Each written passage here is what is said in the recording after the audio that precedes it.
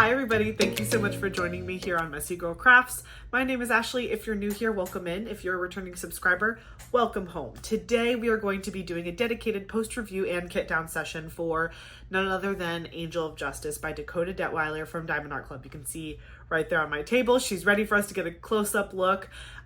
This kit I specifically purchased during last Black Friday season for my husband Eric.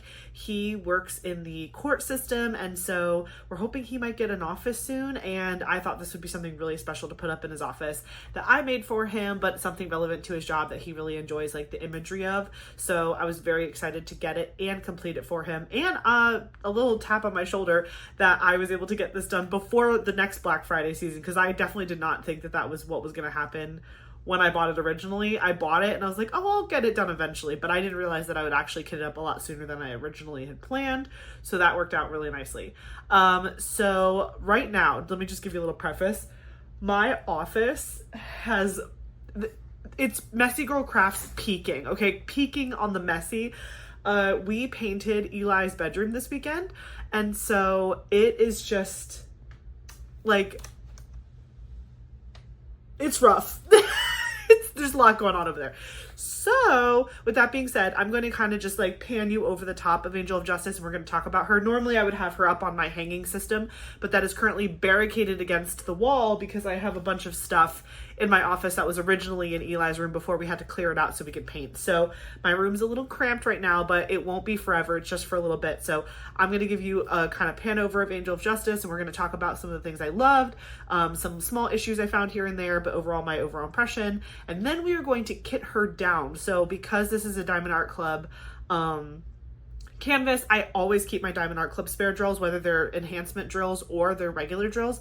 I like to have them basically in my backlog, because even though I do also do many small shop canvases, the majority of my stash is Diamond Art Club. And so if I do ever run out of a drill color, Diamond Art Club would be more than happy to replace my drills for me. But then you have to wait for the mail and it takes time.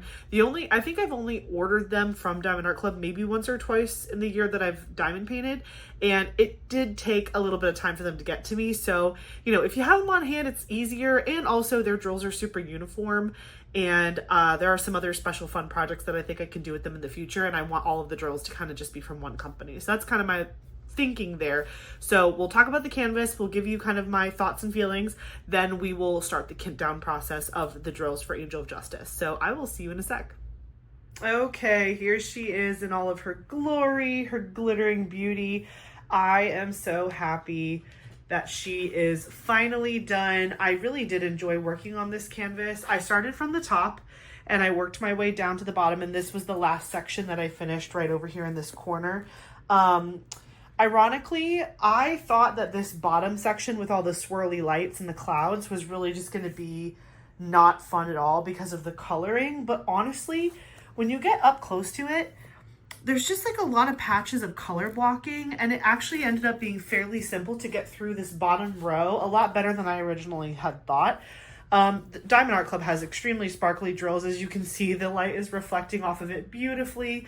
I will say, starting up at the top, there was definitely gapping a little bit in the white and cream colors, which is pretty normal for light colored drills, but like, that's just not always my favorite thing. And I really tried to place these super straight, but you know, maybe I'll rub some mica powder in there. Sorry, I know my shadow is probably casting there.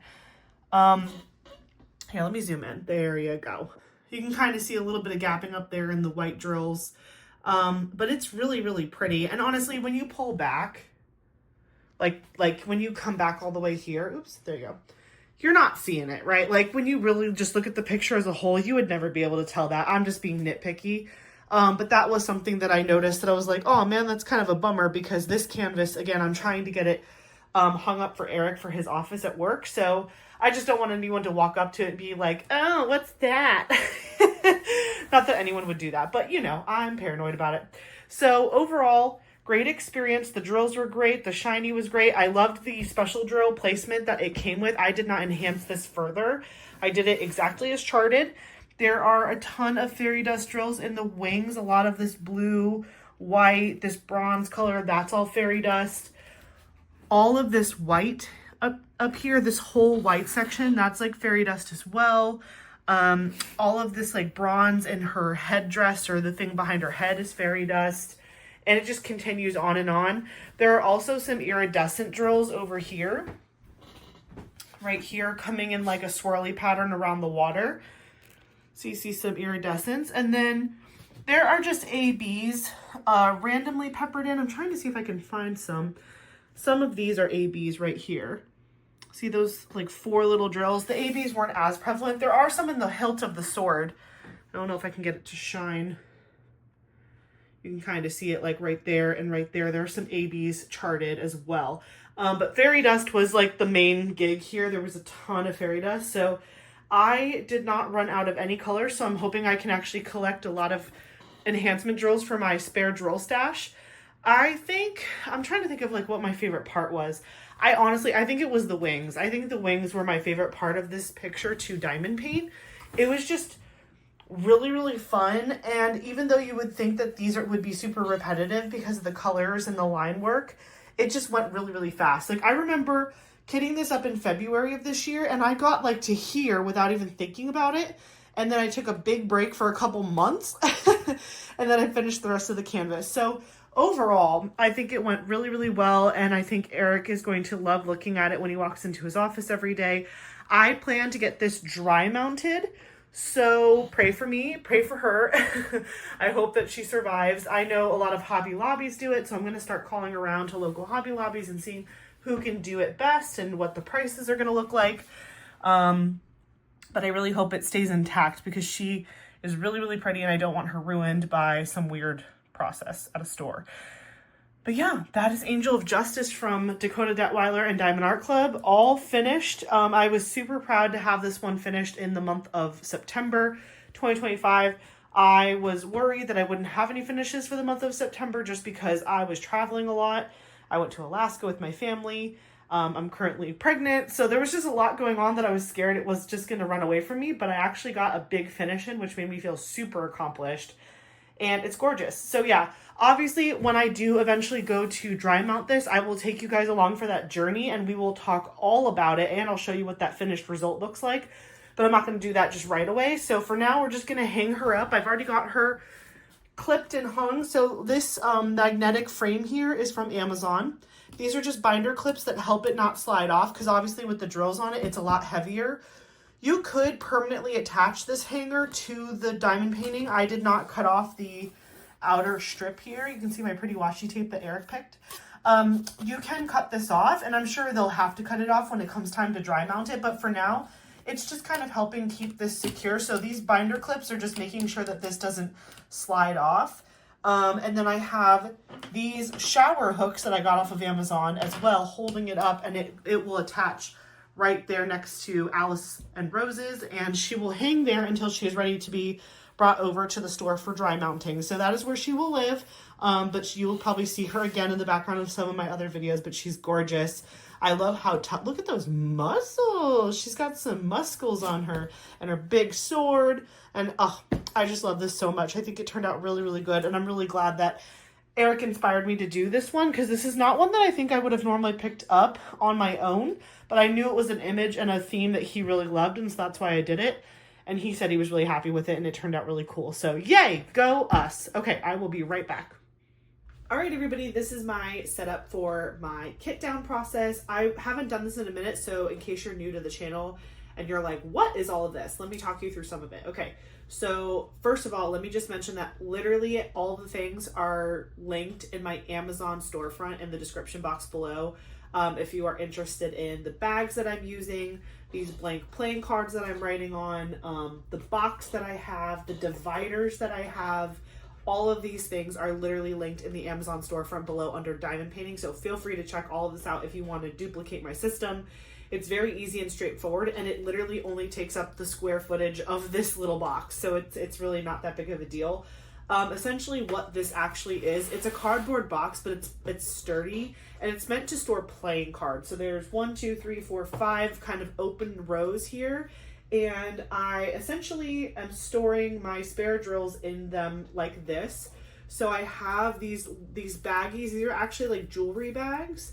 and I have a little blank playing card inside where I write the DMC number on the top. So like this is 6001 because Diamond Art Club has their own 6000 series above the DMC. And then I just pour the drills straight into the bottom, just like that. So I pour the drills into the bag, I write the number on top, and I put everything in the bag, and then we're good to go. And then I organize them based on their DMC number. This is basically the lowest DMC number all the way through 992 right now. Then over here, I have them starting in the 3000. So like this row is all my 3000s DMC codes. And then I have my special drills. Oops, I need to turn this one around. Yeah. And then this right here, I only have a couple of them, but these are like my Diamond Art Club special drills. So I have like a crystal, a couple fairy dust, more fairy dust. So these are all my spare drills that are in like the, whatchamacallit, the special drills that I was just talking about. And then this last row here, this is the 6000 range that's exclusive to Diamond Art Club. So that's how I'm doing it right now. My long-term plan though is I do plan to take out the special drills from this box eventually, and I want to create a storage up top here when it doesn't look like a hot mess like this. I plan to have a really cool display piece where I actually have all of my special drills just in trays, kind of like in a tray storage system. So that way, if I want to enhance a project, I literally have all of my special drills just right there in front of me, and I can pull out a tray, compare it to the original charting, and I can kind of go back and forth with it. This box is exclusively square drills, and then I have another box that's the exact same setup, but it's my round drill storage system. So I basically have two boxes that look just like this. Actually, the pack of boxes that I bought originally, it came with 4, so I have 2 additional ones of this that are completely empty, but I might repurpose those for Magic cards, because I also love to play Magic the Gathering. So I might repurpose those for Magic cards, because they also fit like just like this. But this, I have 2 boxes dedicated to my Diamond Art Club spare drills, and they are nowhere near full. And so something that you'll see me doing as I'm kitting down, when I grab a container, the first thing I'm going to do is look at the DMC number and see if I already have a bag with that number on it. If I do, I will compare the die lots of the drill in my storage container and the drills that I already have in my spare drill storage. If they're close enough to the naked eye, I will just combine them so it stays in one bag. If they are very different, like if the die lot looks very like visually different, I will make a new bag for that new drill DMC lot, or sorry, die lot of the same DMC, because I don't want, like if I'm trying to work on another project, like I want to have the option to say like which version of the color do I want, depending on what matches best with the project I'm already working on. But if it's like to the naked eye, it's pretty close, I'm just going to throw them all in there together and I'm not going to worry about it. So because I have completed a good amount of square drill projects from Diamond Art Club, I do have a good array of options for my square drills. So most of the time I'll probably already have a bag for it, but if I don't, I'm going to make a new one. When I go to make a new one, again, all I'm doing is I'm writing the DMC code at the top of this blank playing card. I am sticking it inside of the bag, pouring the drills in the bag, putting this in numeric order with the DMCs in the box. Super straightforward, nothing fancy. I like to keep it really simple. And again, this box is nowhere near full. It has plenty of room to keep going. And honestly, this whole section is just my dividers. I had my dividers in here originally, but then I found Cheri Craft Concepts, which I will link that Etsy shop in the description box below. They sell stickers for like dividers like this. Let me just pull the first one so I don't get it all confused. But like ecru is a DMC color. They have these really cool stickers that you can put on these dividers, and so that way all of the DMCs are listed for you so you can easily find them later on. I do plan to eventually put these bags with their appropriate sticker, but the joke is that I have not finished putting all the stickers on all of the dividers. So that is a project that I've been slowly working on, actually during my lives that I do once a month with my membership group, Inner Circle group. Not every single month, but sometimes during the month, like if I'm feeling the itch to organize, I will play with this to organize it more. Once I have all my stickers on the dividers, then I can actually start putting the dividers in with the actual baggies. So anywho, that's the long-term goal. But yeah, these just have, again, numbers on them with, and again, the sticker color is supposed to closely match the DMC. So it's just like a visual aid when you're like hunting for a certain color, and everything is in DMC order. So that kind of helps out too. But anyway, that's what I'm doing. So if you're looking at me and you're like, how is she doing that? It's really not that special. So for Angel of Justice, I had this kitted up in my Elizabeth Ward storage. So as you can see, I still have a decent amount of drills left in this one, and then also this one. So we have a lot of kitting down to do, which is great because I have so much to talk to you about. We have so much to catch up on. So we'll chat while I just do this. If I end up running out of things to say, I'll just continue to do this off camera, which is no issue. If I finish the project, then we will wrap up this video. So that's just how it's going to go. So let me pull our first one. What's nice about this too is like when I kit up a project, I keep them in DMC order as well. So it's easy to kind of find what you're looking for because like these are already in order for the most part. This tray is in order, and then that tray is in order-ish, but less. This one's more in order, so we're going to do this one first. So we're looking for 166. Sometimes I'll be mid-sentence and I'll have to pause because I'll be like saying numbers out loud, and I'm like, wait, what did I say? Random divider that I haven't labeled. Okay. I do not have 166. So I just, I have this like little makeup brush that I stick in there so I remember where the number goes. And then I need, I have right here.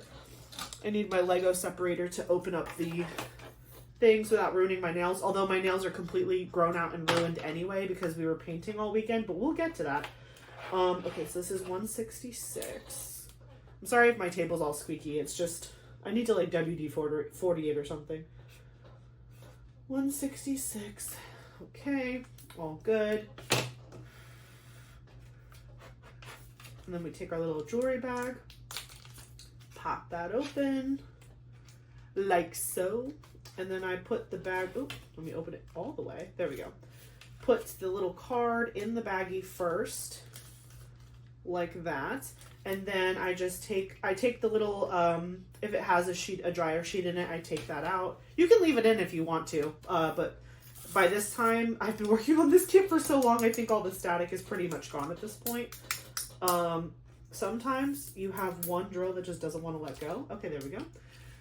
And then I close up the bag. There you go. All the drills are down at the bottom. That is number 161, all kitted down. And then I just pop it where the little makeup brush is. And then the last thing I'm going to do is I'm going to take this sticker off of the container, which I think, where is it? I'm going to use my X-Acto knife because the Elizabeth Ward storage containers, they really like to keep my stickers forever. My X-Acto knife makes this take 2 seconds. I just lift the corner and then I'm easily able to peel it off. So I just make a sticker pile here. I'll make it somewhere you can see it so it's fun. I make a giant sticker pile here, and then by the end of the video it's just like a giant pile. But yeah, now the container has nothing on it and I put it back. So I'm just gonna do this. I think this canvas had 89 colors. Let me double check. I should show you my logbook page actually. I'm so rude, I didn't even show you.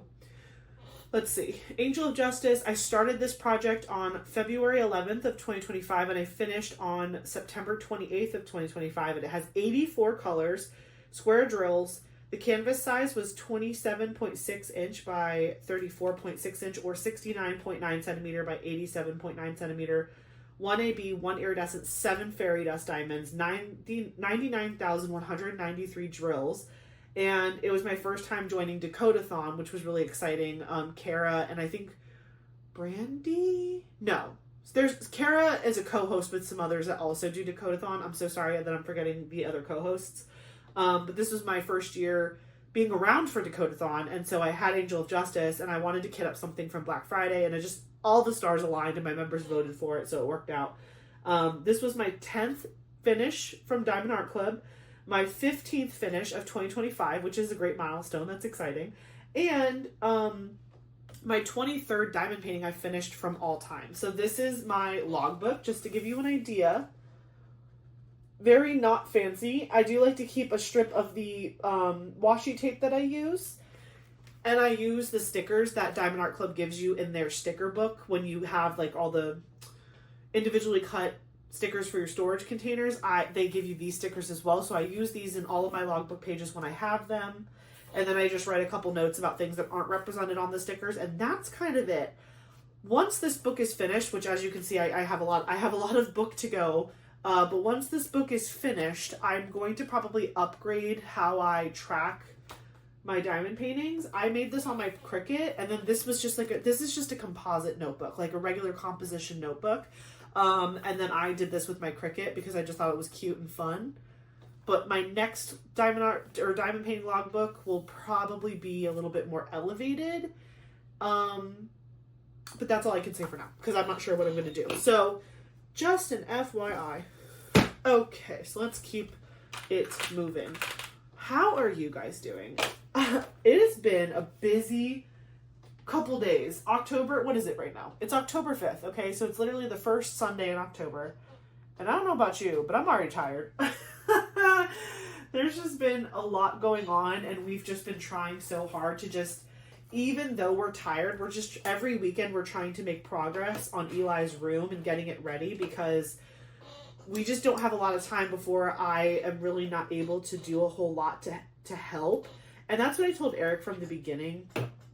I was like, I really want to help and get things done early in the pregnancy, even though like sometimes people are like, no, like just wait, you have so much time to get his nursery together. You have so much time to, and I'm like, I really don't, because like I know some people don't even get a nursery together until after the baby's born, because the baby doesn't necessarily go in their nursery or in their personal room like right away. They're with you a lot, which I get, that's true. But the thought of me having to like deep clean, paint, decorate, do all of that while postpartum, caring for myself and caring for a newborn, and like just not having the slow pace of like doing it as I want to and not feeling stressed and like, I don't know, the idea of that gives me hives. So I was like, I want to get it all done as soon as possible. I'm still in my second trimester. I'm actually, by the time you guys see this video, I will be 33 weeks pregnant, which is insane because sorry, did I say 33? I'm a crazy person. 23. Ignore me. I'm 23 weeks pregnant when you see this video. You guys are going to be like, are you about to pop, girl? Are you good? No. 23 weeks pregnant. But I'm feeling great. I'm feeling fine. Feeling like myself. Energy's still good. And again, hungry and tired as per usual. But I'm fine. Like, I'm normal. I'm me. I'm having a blast. So while I'm still feeling like myself, I really want to just accomplish as much as possible. Because once I'm like pregnant and I'm not able to like do a lot of stuff, I don't want to just kind of leave that all to Eric, especially because, and like maybe you guys can relate to this, but I am particular. Like I like things a certain way, and one of the best things about Eric and I's relationship is he is a very go with the flow person. Like his whole personality is just like, sure, whatever you want. And like, it's not like a dismissive, yeah, sure, whatever you want. It's like, I genuinely, if you're happy with it, I'm happy. And I'm just like, that is the energy I need in my life. Because if I had somebody else who was also very particular like me, we would probably argue all the time because those things would not converge well, you know? But Eric and I are such a good team in that way. And like, he and I are constantly just like, I mean, don't get me wrong. There are definitely times where I will force him to have an opinion about something because I don't want it to feel like I'm the only one, you know, deciding on something, especially if it's like really important. But like with Eli's room, it's kind of like a wedding all over again. It's like, I've brought to you today all of the options that I like. You pick one of them because I already know I like them all.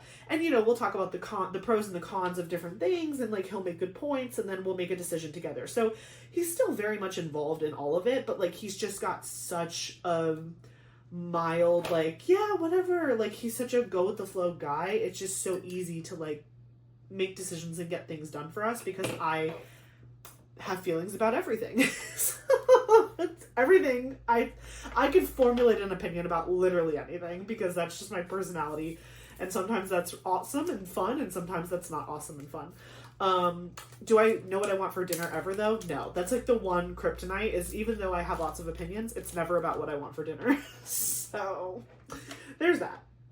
But anyway, so we kind of were like brainstorming different ideas for his room, and some of you guys might already know this, so sorry if this is a repeat, but we were really unsure, like at first, what we wanted to do as far as his room theme. Well, first of all, we didn't know what we were having. We didn't know if we were having a boy or a girl, so we really couldn't make many moves until we knew what we were having. Not necessarily because I was going to make the room extremely girly or like masculine or feminine or whatever. It was more so that I don't know, I just wanted to, like, I feel like when you know what you're having, it just like, it unlocks this like thing in your brain of like, I feel like I know you a little better. Do you know what I mean? Like as a person, like it's like, you know, I'm like, okay, I'm having a boy. His name is Eli James. Like I feel like I'm getting to know him in my own mind. And again, he's still inside of me, so I don't know him yet. But I just like get these feelings of like positive, I don't know, like it's like positivity from the inside when I like make a decision about something and I'm just like, that feels right for him. Like that just feels like something I think he would like or whatever. So we were originally like the stereotypical like Pinterest search of nursery themes and stuff. And you know, there's like the basic ones, like, and I'm not saying basic in a bad way. I'm just saying there's like ones that are very common that you see, like jungle themed or like Winnie the Pooh or you know, like I've seen like mountainsy, forest animals. Like there's just like ones that come up a lot that I saw. The ones that I was very excited about at first was I was trying to debate if I liked space or underwater theme better, because I'm a big space lover and Eric is a huge water lover. So I was like, oh, maybe we could do a combination of the two, because I've seen a couple things where it's like astronauts but underwater. Like it's like a cool like half theme thing. And I was looking stuff up, and unfortunately like AI has taken over the universe. So like all the things I found on Pinterest were like things that were absolutely unachievable in the time frame and the budget that we had to make this room beautiful. So I was like, you know what, I feel like maybe the underwater theme and the space theme are too, like, they're just too, I don't want to say too specific, but they just felt too, like, I don't know, they just felt like too much. Like I didn't want his room, I never intended for Eli's room to be like kitschy, because kids grow up, right? Kids grow up and then they want the room to look the way they want to look. You know, what if they're super into cars, or what if they're super into like superheroes or action figures or animals, or like, you know, they're going to develop things that they like, right? They are human beings. They're going to have a personality and they're going to be into things, hobbies, whatever, sports. And so I was like, I don't really want to go leaning in so hard on a theme where he can't express himself in his own room as he gets older. And, you know, I'm not a Band-Aid solution type of girl. I don't like to do things knowing that you will have to do it again in the future, because that like makes me ill to think about redoing something when you know it's going to change. Do you know what I mean? Even if it's a couple years down the road, it just is like, I just can't spend my money and like make a bunch of changes on stuff when I know I'm going to change it again, like in a drastic way. Like little changes is whatever, but like if I know I'm going to have to like redo the whole thing, for example, it just is like not my favorite thing.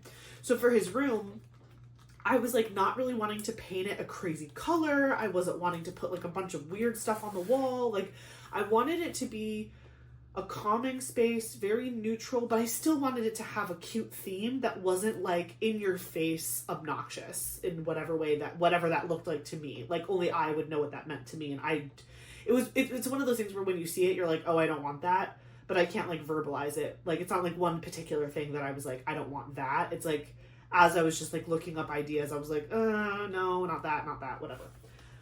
Also, the Instagram moms, again, I'm like, I do not have the time, money, or energy to put in that much. Like, my baby doesn't need an Hermes burp cloth.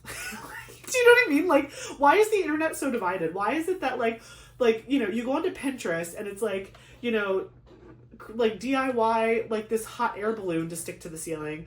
And you're like, oh, that's really cute, but that takes a lot of time, and I don't know, whatever. And then you like go into Instagram and it's like, you know, Burberry onesies. And I'm just like, what? Like, where? Why?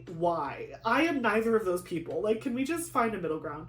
I mean, I'm crafty, but like, you know what I mean? Like, I just don't, I didn't want my entire kids room to be like so DIY, and I didn't want to spend so much time on like that type of stuff and then it ended up being obsolete, because you know how kids are. I mean, I was the same way. Like, once you grow up a little bit, you want the room to look the way you want to look. And it, you know, me as a mom, I'm like, if I painstakingly took hours and hours to like DIY like banners and like hot air balloons and stuff, and then he turned like 6 and he's like, I hate that, it's ugly, tear it down, I would like cry. So I was trying to avoid that feeling.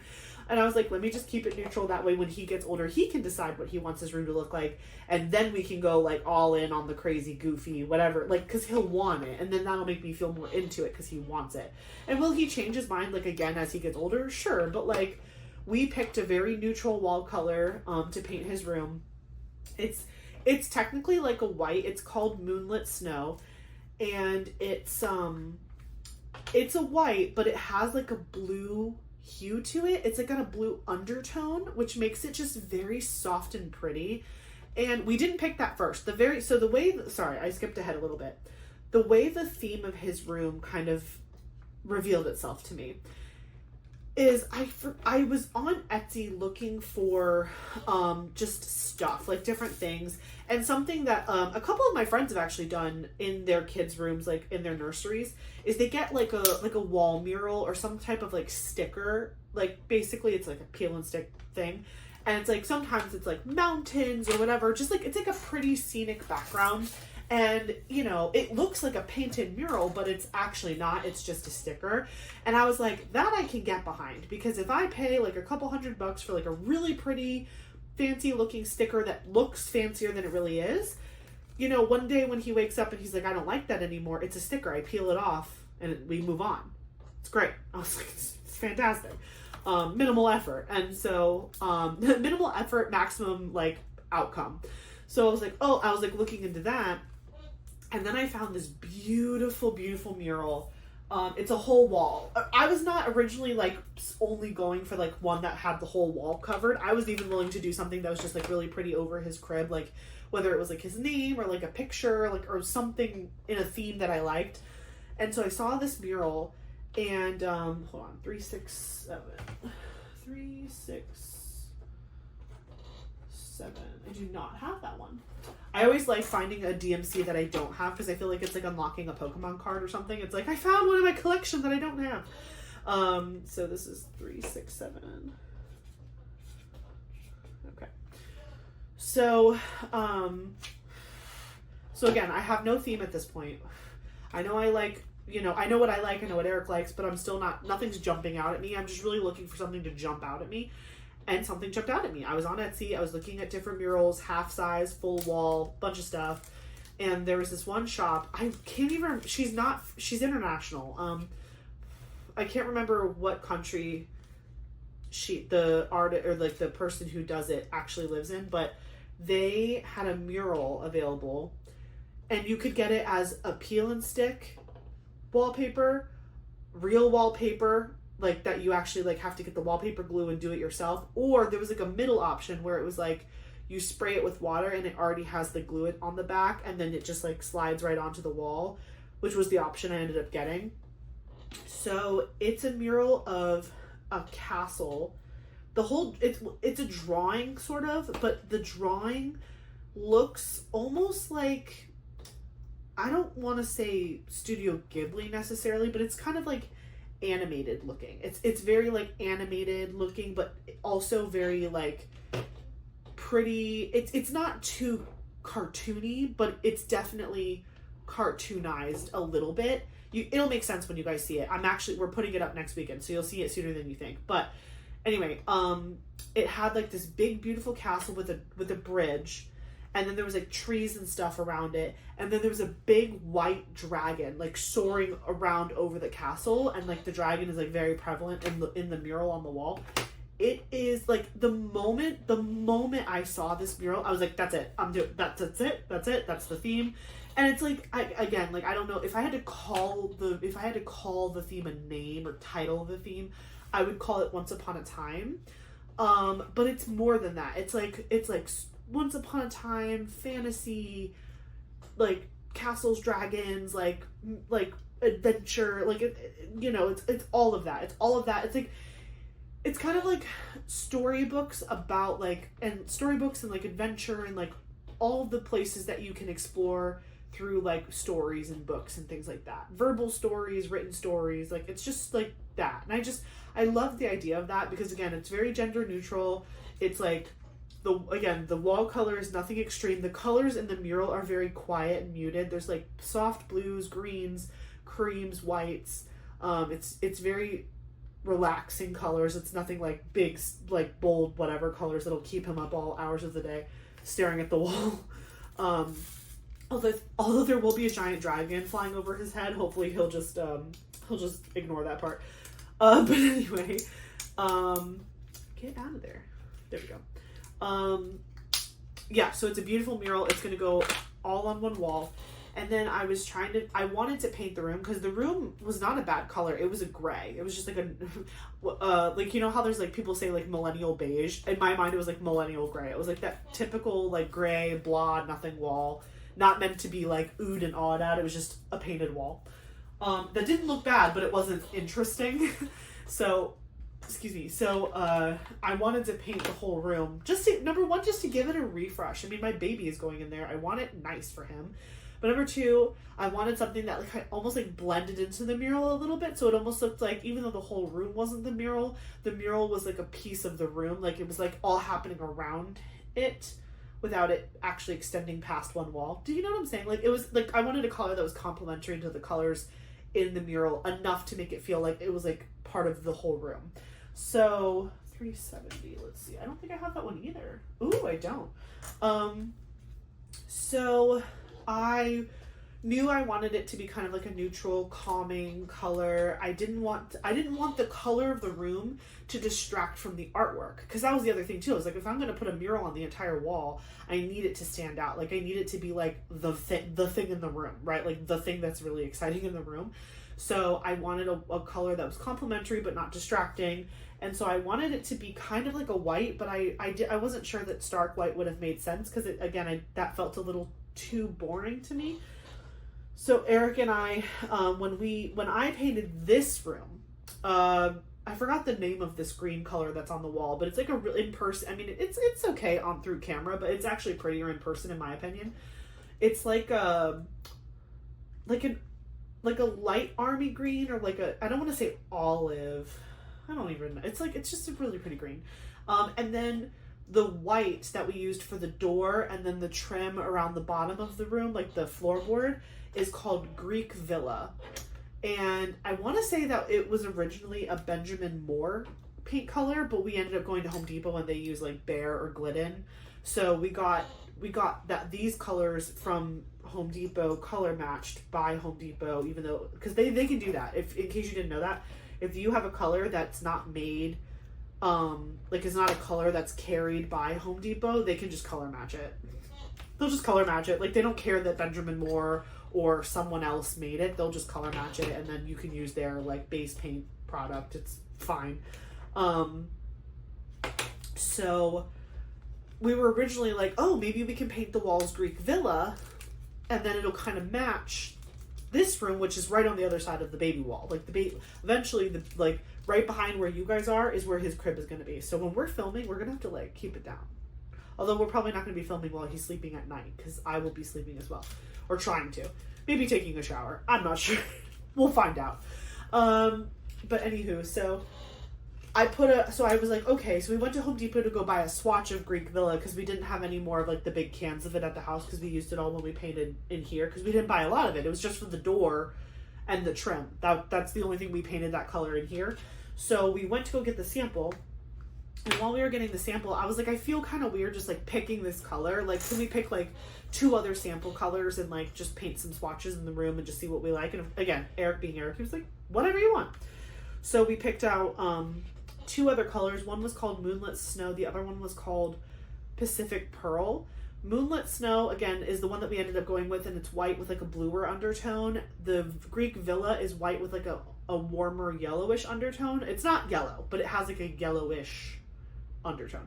And then the Pacific Pearl was like the most white. Like it wasn't like stark white, but it was like the most neutral of the whites. Like it didn't feel like another color was underneath it. It just felt like white, but a softer white than like, 000 white.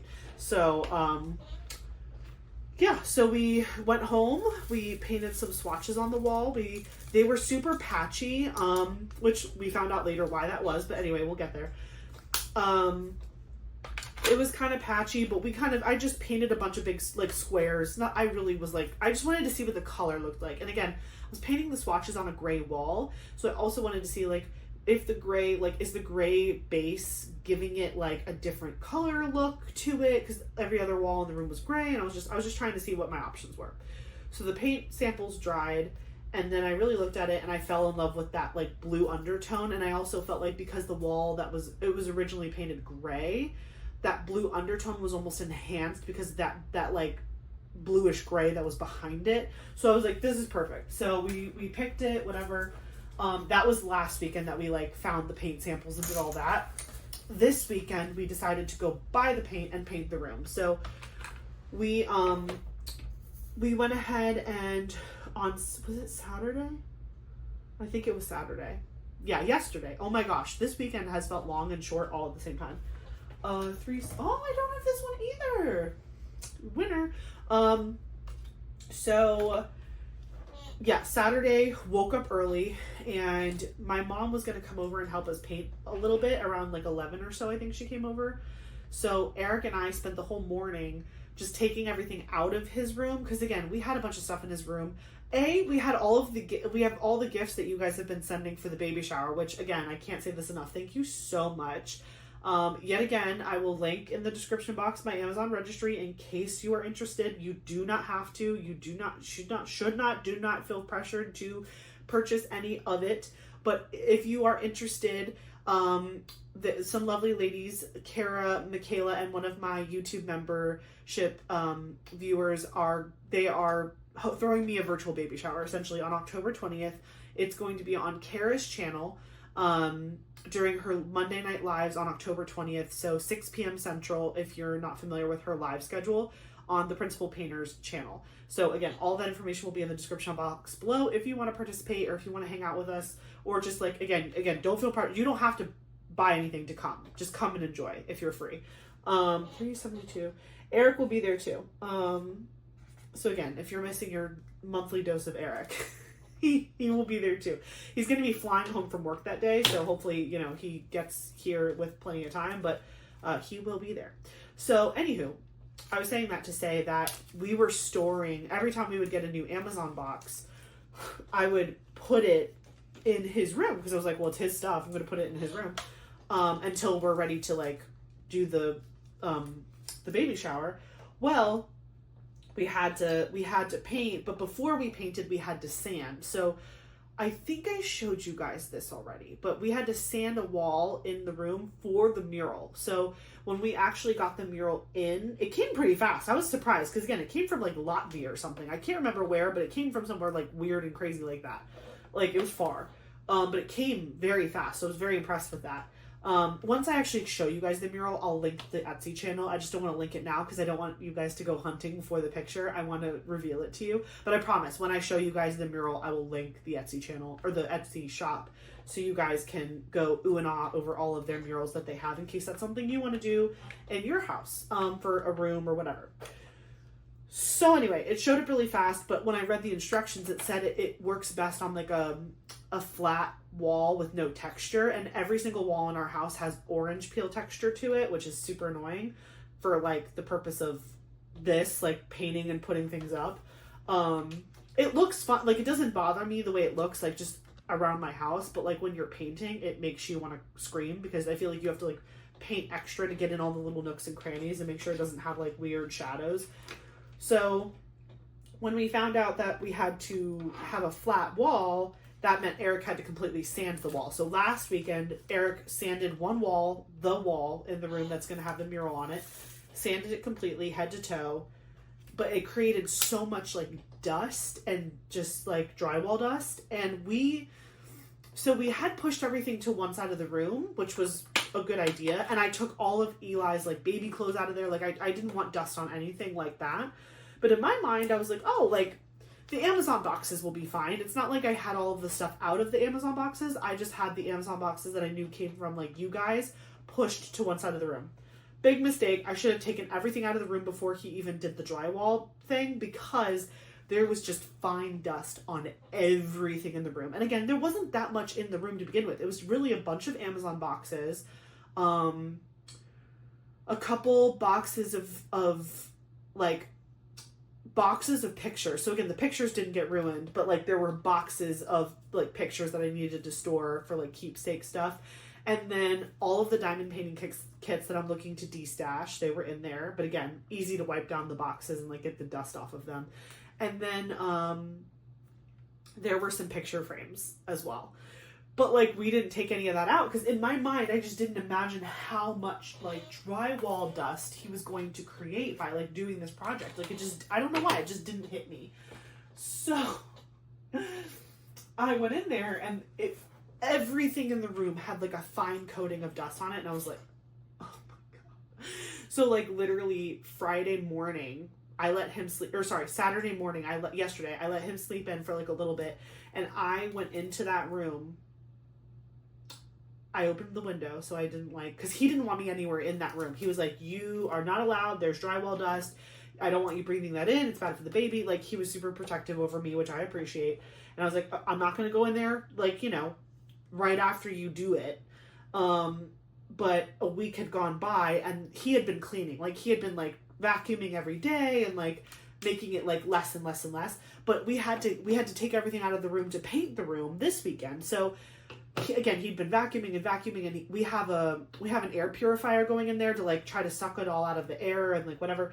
But I was like, we needed to take the stuff out. So I literally had a damp rag, and I touched every single thing in that room and I wiped it with the damp rag, even the Amazon boxes, because I didn't want to bring that dust into other places in the house. And like, I didn't want the cats to lick it, or, you know what I mean? Like I just didn't want it to like, so I literally like would pick up an Amazon package or box, wipe it on all sides with a wet rag, and put it either in here or in my room or wherever we were going to put it.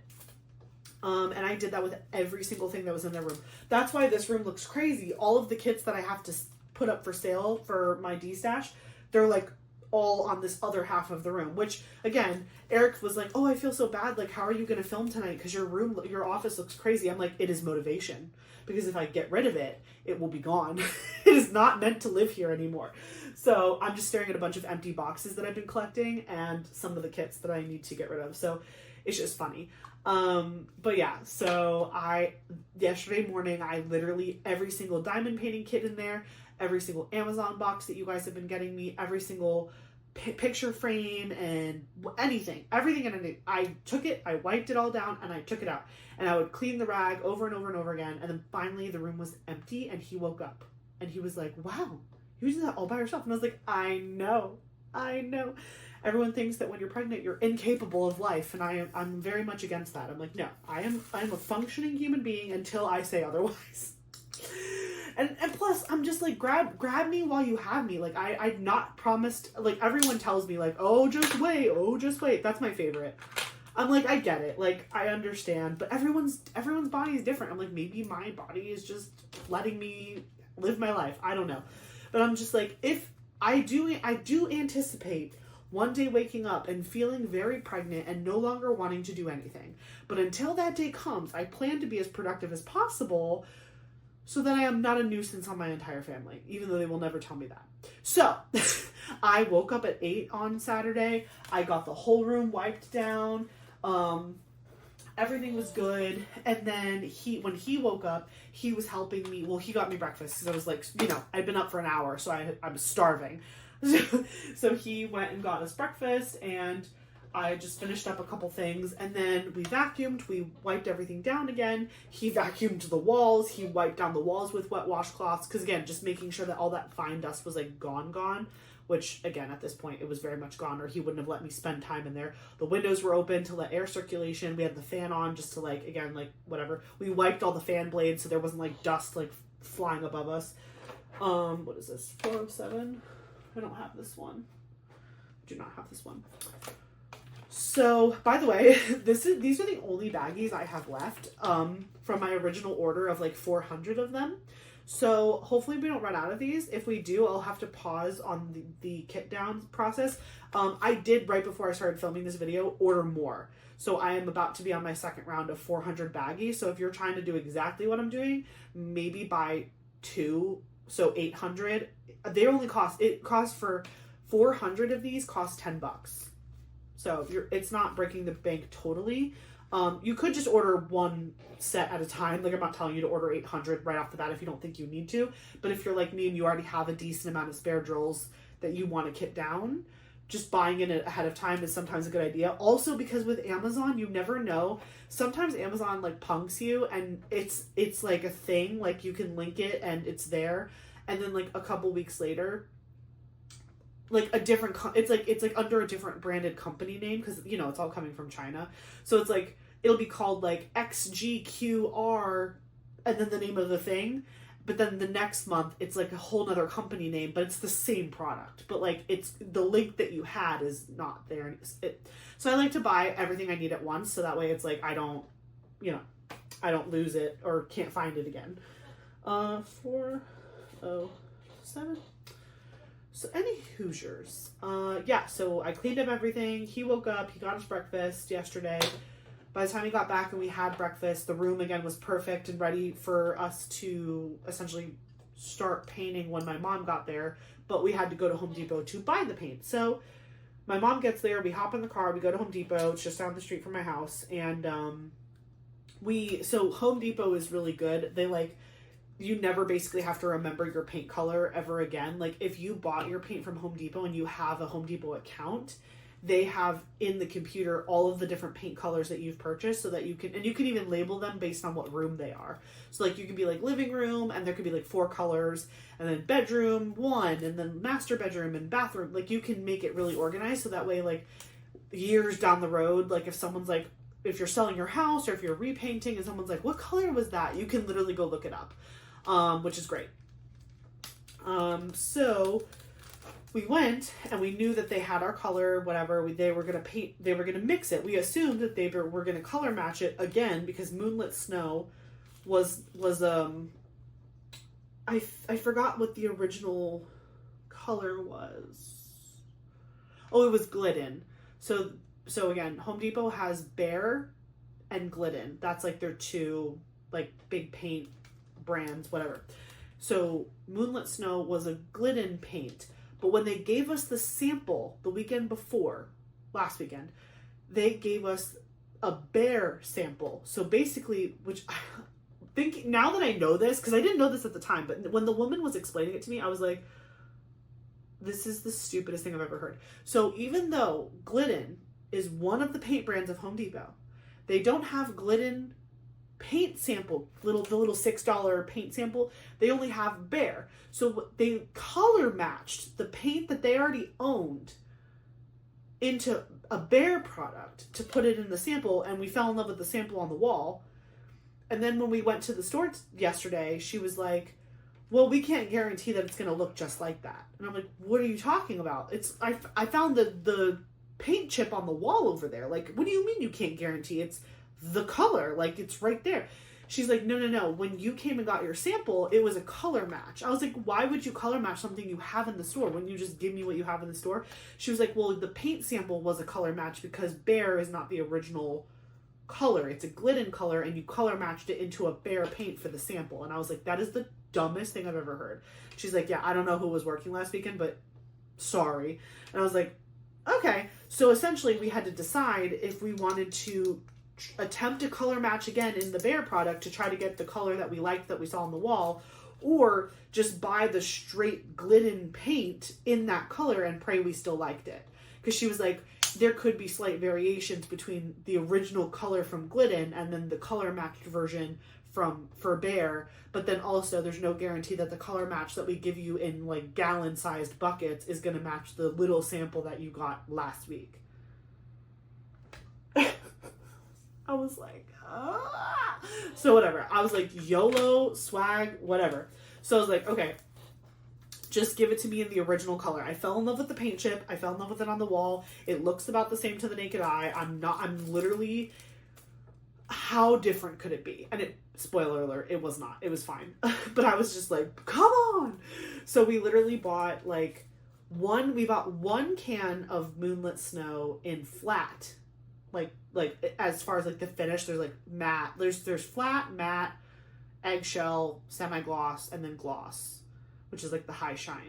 So we had to get flat in 1 gallon for the one wall that was going to have the mural on it, because again, the instructions said that you shouldn't apply this wallpaper on a high gloss wall. Not that we ever paint our walls in a high gloss, but it just in general, they were like flat is best. It gives it more grip and something to hold on to. It's not like shiny and slick or whatever. So I was like, again, I'm gonna just follow the rules. I'm just not trying to stir the pot here. I don't want to have this beautiful giant couple $100 mural get ruined because I didn't follow directions. So I followed directions and I got one thing of flat for that wall. And then I got 3 gallons for the rest of the room.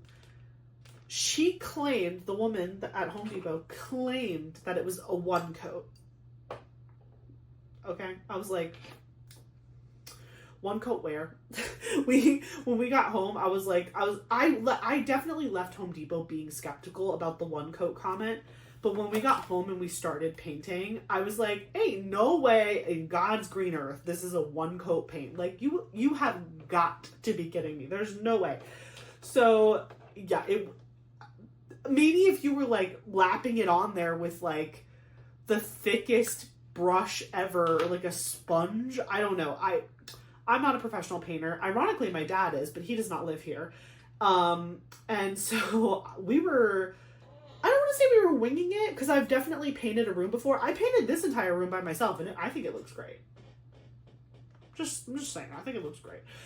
And this is like a color. It's not like white. You know what I mean? Like, it's a color. So I was like kind of winging it, but kind of knew what I was doing.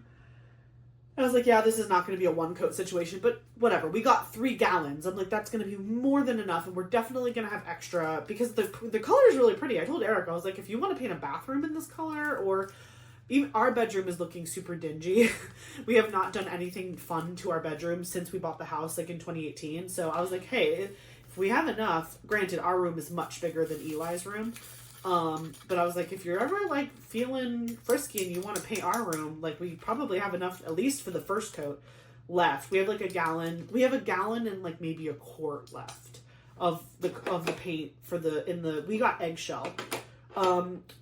My dad was like highly suggesting that we get flat for like the whole wall, every wall. But we have eggshell. Like, whoever owned this house before us literally painted every single wall in eggshell. And I just feel like it would be weird to like walk into a room and just like have it be like flat. It just would be kind of jarring for someone who pays attention to detail like that, like me. So I just was like, and I don't mind eggshell. Eggshell is like the lowest level of a shine. So it has a little bit of a shine to it, but it's not like my eyes. You know what I mean? Like, it's not dramatic. It's like just like a little shine. My dad was saying it's really good to do flat because it doesn't show imperfections as well. But the eggshell is fine. It's literally fine. And again, we always have way more paint than we need, so it's like, it's not like we can't patch or like make, do a little swipe if we need to. Actually, ironically, we were painting all weekend. I still have not fixed the little green thing there's a mark on the wall, and I need to just swipe it once with the green, and I have the green in the room, just have not done it yet. You know what's funny is I literally haven't been checking the color match this entire time, and I couldn't care. It's fine. I couldn't care less. So, so my mom got there, we went to Home Depot, we ring around the Rosied with the paint chip lady, and we also bought some new outlet covers. Not like the safety outlet covers, but whenever you are painting or refreshing a room, they're literally like $1 and change. I always recommend buying new plates for your light switches and for your outlets. Again, it just refreshes the room, and if you take all this time to paint the walls into this nice color, if you have these dingy, yellowy, not cute wall plates. It's just like, it's an eyesore. It sticks out, right? Because it's the dirtiest thing in the room now, because it's not matching the vibe of the whole space. Like when, like, most people don't like look at an outlet, or like their eyes don't go to an outlet when they are like looking around the room. But if it's like dirty compared to like a freshly painted room, your eyeballs are just like, ew, like I don't want to look at that. You know what I mean? So for like a couple bucks, I was like, let's just replace all of the like the cover plates for the outlets and the light switches and whatever. So we got a couple of those. We actually have to go back and buy a couple more. And I threw away, I didn't, the old door stop was super yucky and dingy looking, so I threw that away. So we have to buy another one of those. Those are also like $1 at Home Depot, just to get like a stopper, so when we open the door, it doesn't like slam into the wall. But that's easy stuff that we can get like in a week or two. It doesn't have to be like right now. Plus the paint is still technically curing and drying, so we have time. So we went to Home Depot, did all that, got the stuff we needed. We had a decent amount of paint supplies, but we just ended up getting, like, because my mom was helping us, we got some more tape for like to tape off the floor area. We got some like 2 paintbrushes and 1 like extra little thing for my mom to be able to carry paint around that was like smaller and not like a giant bucket thing. Like it's just like a small little handheld one. Because basically the way we tackled the project is my mom and I were doing all the cutting in, which basically means like you frame areas that are hard to get with a roller, like door frames all around the baseboard, the ceiling, and that way Eric could go behind us and he just rolls, and then we just like cut in, and then he rolls. So while I was painting the baseboards white, which that was a whole nother debacle. I was like, I don't know if I should paint my baseboards the same white as the color of the wall, or will that look tacky? Again, me overthinking it. My mom and Eric being like, it literally doesn't matter. I was like, yes, it does. I was like, only the best for Eli. He will care what color his baseboards are. No, he will not. We ended up just painting the baseboards the same color as the wall, but I was so clever. And since we already had the flat, I was like, I'm going to paint the trim of the closet, the trim of the door, and the baseboards in the flat white. And then that way, the like eggshell white stood out a little bit. So like when you go into the room, if you're in person, you're really never going to see it on camera when I show it to you. By the way, I am going to put footage at the end of the video, so stay tuned. At the very end of this video, you will see a little sneaky peeky of the room painted. Oh, it's so good. Also, Eric is going to be in a sling, but I will explain that also in a little bit. I told you we had a lot to catch up on. So, never a dull moment. So the baseboards in the room are the same color as the wall, but they're flat versus eggshell. So I feel like when I walk into the room, I kind of see a little bit of a difference. It almost looks like it's a different color, but it's really not. And it brings me deep-seated joy. And then the rest of the flat, we just slapped it on the wall with the mural. The cool thing was, even though we found out that it was not, she sold us, she was like, it's a 1-coat base paint. And we were like, no, it's not. It wasn't. But we only had to throw 1 coat onto the mural wall because it's going to get covered. So we didn't have to double paint that one wall, which is a big wall. So tiny blessings. But yeah, so my mom, she taped the quarter rounds, the wood quarter round that goes around the entire bottom of the room that like basically matches the floorboard color. She taped that all off, so we didn't get paint on the wood while we were painting I was able to just like slap paint on the baseboards like a crazy person, and then I just peeled the tape off. Hot tip, you should peel tape off while the paint is still wet. Maybe not like as you're working on it, but like if you finish painting for the day while the paint is still like drying, peel the tape off, because if the paint dries with the tape there, when you peel off the tape, it might peel the paint off with it. Just little things that I know and or may have experienced in my life. So she did the taping, I painted the baseboards. My mom started to help cut in like, you know, the window frames and like the TV that's in there and like the outlets, you know, whatever. So Eric didn't have to like get too close to those with the, with the roller.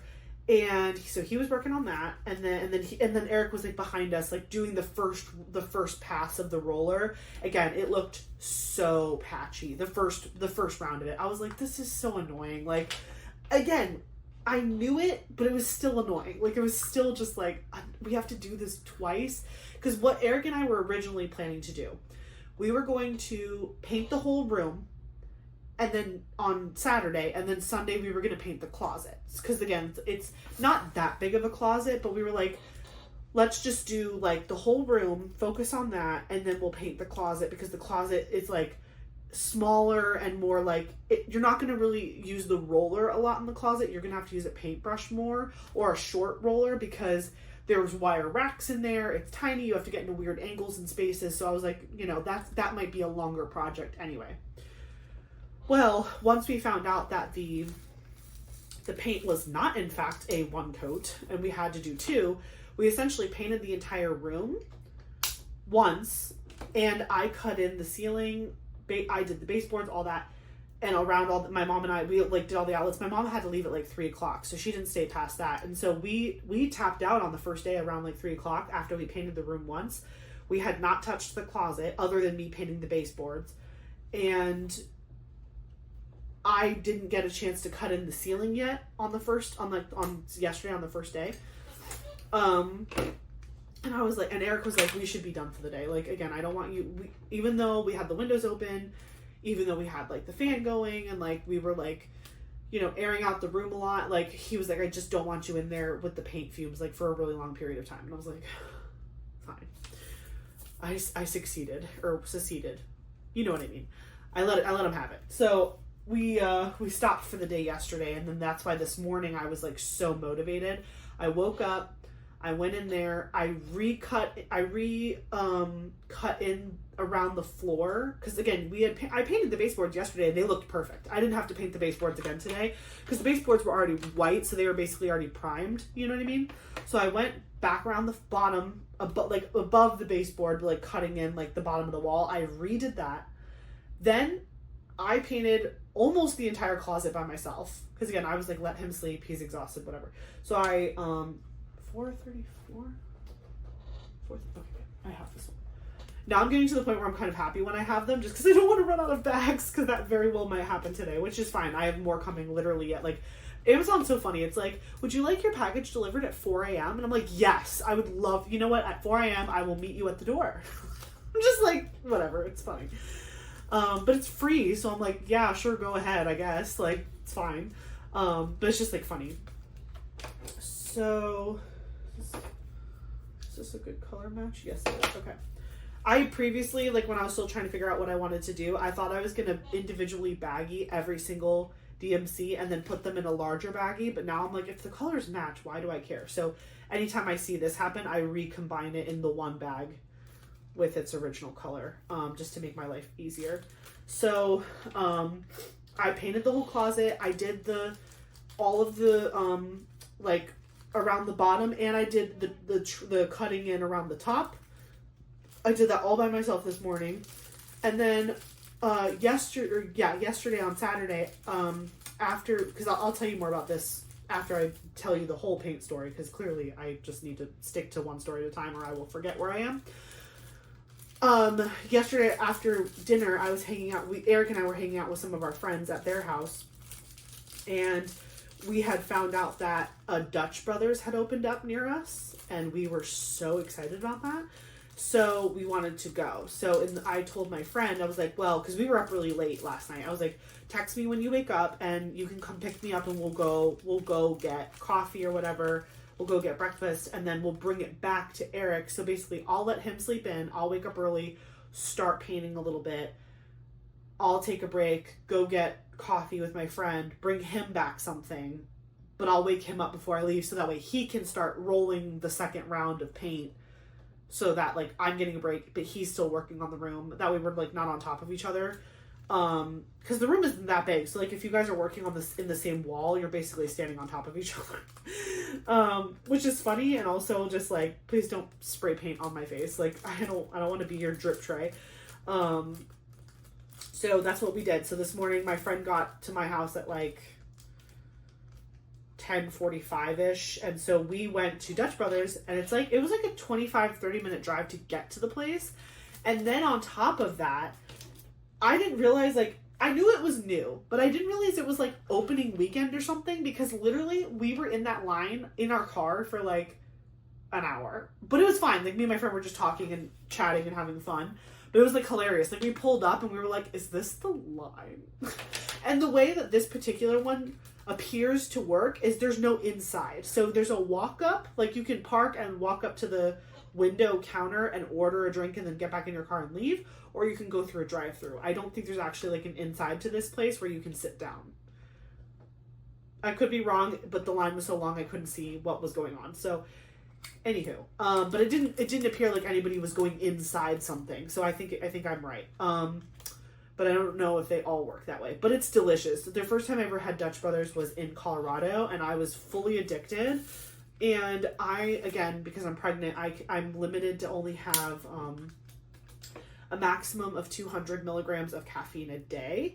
And so I have to make I have to be very choosy and make wise decisions for myself.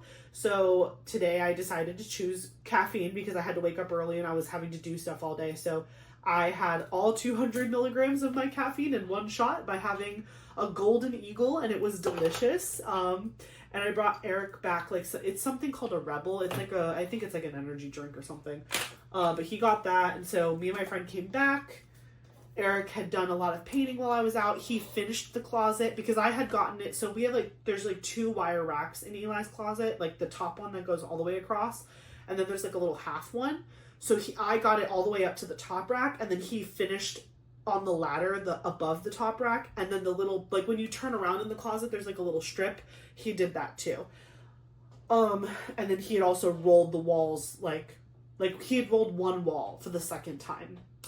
And so, because in the morning when I was working in the room, I had cut in the ceiling for the first time, because remember yesterday I didn't get to do that part because we like kind of checked out early because we were like tired and needed to like take a shower and take a nap.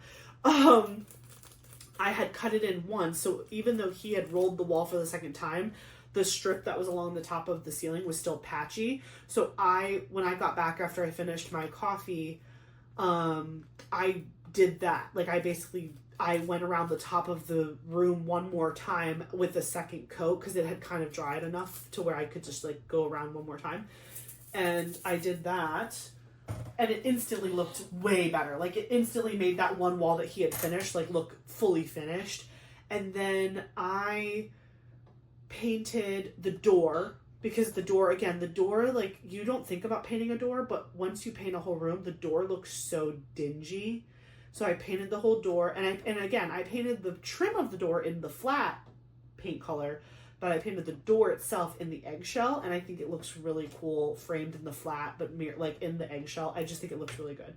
And then Eric rolled the other couple walls that we had, and we were done. So we finished at like 3:30ish, but back to the reason why Eric is in a sling right now. Never a dull moment. 4:37. 4:37. Okay. Yeah. So Thursday. That is literally the whole paint saga. We did finish painting the room today. It does look amazing. Stick around to the end of the video. You will see footage of it. But Thursday of this, well, again, for you guys, it was last week. We went to the gym, and I had that day off, so I was excited to like go to the gym. I haven't been in a while. I really do try to go. Like, I would love to go a couple times a week, but that's just not possible for me right now. And also, like, you know I know I have to be careful and stuff, but you're supposed to, like, all the doctors are like, no, it's good to be active and it's good to work out while you're pregnant. Like, just don't overdo it. You know what I mean? But, like, you know, it's okay to like work out and stuff. It's good for your body. So I want to go more often. I was much more diligent about going before I was pregnant, but I just feel like since I've become pregnant, I just have, my to-do list has gotten very big, and I just want to get everything done again while I'm still feeling good enough to do it. So I've just been prioritizing, like, my weekends have just been very much like get stuff done, organize, clean, you know, just like do things that I'm not going to want to do a month from now. So, but Thursday I got to go to the gym. So me, Eric, and two of our other friends, who's also a couple, Casey and Sarah, we all four went to the gym, had a great time, no drama, no issues. And then we went home that night and went to bed. You know, everything was normal. But Friday, I worked from home on Friday. Eric went to the office. And on Friday when he came home, he had mentioned to me that like his left shoulder was kind of like bothering him a little bit. Like it felt sore, but he just assumed that it was because we had gone to the gym the day before, and soreness is normal when you work out and whatever. And we did arm day. So I was like, okay, your shoulder's sore, whatever. Well, Friday, we didn't do anything crazy. The reason we worked out on Thursday and not Friday, because normally we go on Friday with our friends, is because Friday night,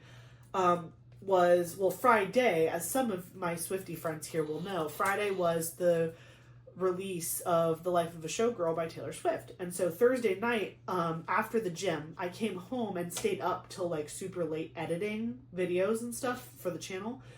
But I also wanted to stay up to listen to the midnight release of Life of a Showgirl. It's only 12 tracks. It takes like 45 minutes to listen to the whole album. It's really like, it was easy to stay up to listen to it. So I did, because I was doing stuff anyway. And so that was Thursday night. Friday, I had a friend who was originally going to go see the movie, the movie that came out with The Life of a Showgirl, where Taylor Swift was like showing off her music video and talking through all the songs, and it's, you know, it's kind of like a little film related to the release. I did not book tickets. I did not intend to go to this. It sounded interesting, but also like the way it was presented was like lyrics on a screen. And I was like, I don't know that I want to pay for that because it's going to release on YouTube anyway. So I was like, I don't know how I feel. I didn't book tickets, but a friend of mine at work kind of also felt the same way, but had already booked tickets. And then I don't know if she had made like other plans or if she just decided against it. Oh, this is not in the right place. Hold on. 4:35. Oops. All right, well, there's two of those. Are they similar? Oh, I see. Oh, actually? Okay. Sorry, these might be different enough to constitute two different bags. This is DMC 435, but look at these. I don't know. You guys let me know in the comments. I think those are different enough to constitute two different bags, but let me know if my eyes are playing tricks on me. I feel like the top one is darker than the bottom one. I feel like the bottom one has more yellow in it and the top one is more brown. But they're the same DMC. They're both 435. So anyway, I'm going to keep them separate, but let me know if I'm crazy. But I'm going to put them... One was in the wrong spot, so I don't know how that happened. I need 469. 469. We don't have it. Okay. So anyway, so my friend at work, she bought tickets, but then for her and her boyfriend, but then she decided she didn't want to go anymore, but she obviously didn't want to waste the tickets. And her and I were talking about it. I was like, yeah, I wanted to go, but then I didn't buy tickets and I wasn't sure if I wanted to go. She's like, well, do you want mine for free for Friday night at 8:30 p.m.? And I was like, for free? And I was like, well, for free. So I was like, I'll go watch Taylor Swift for free.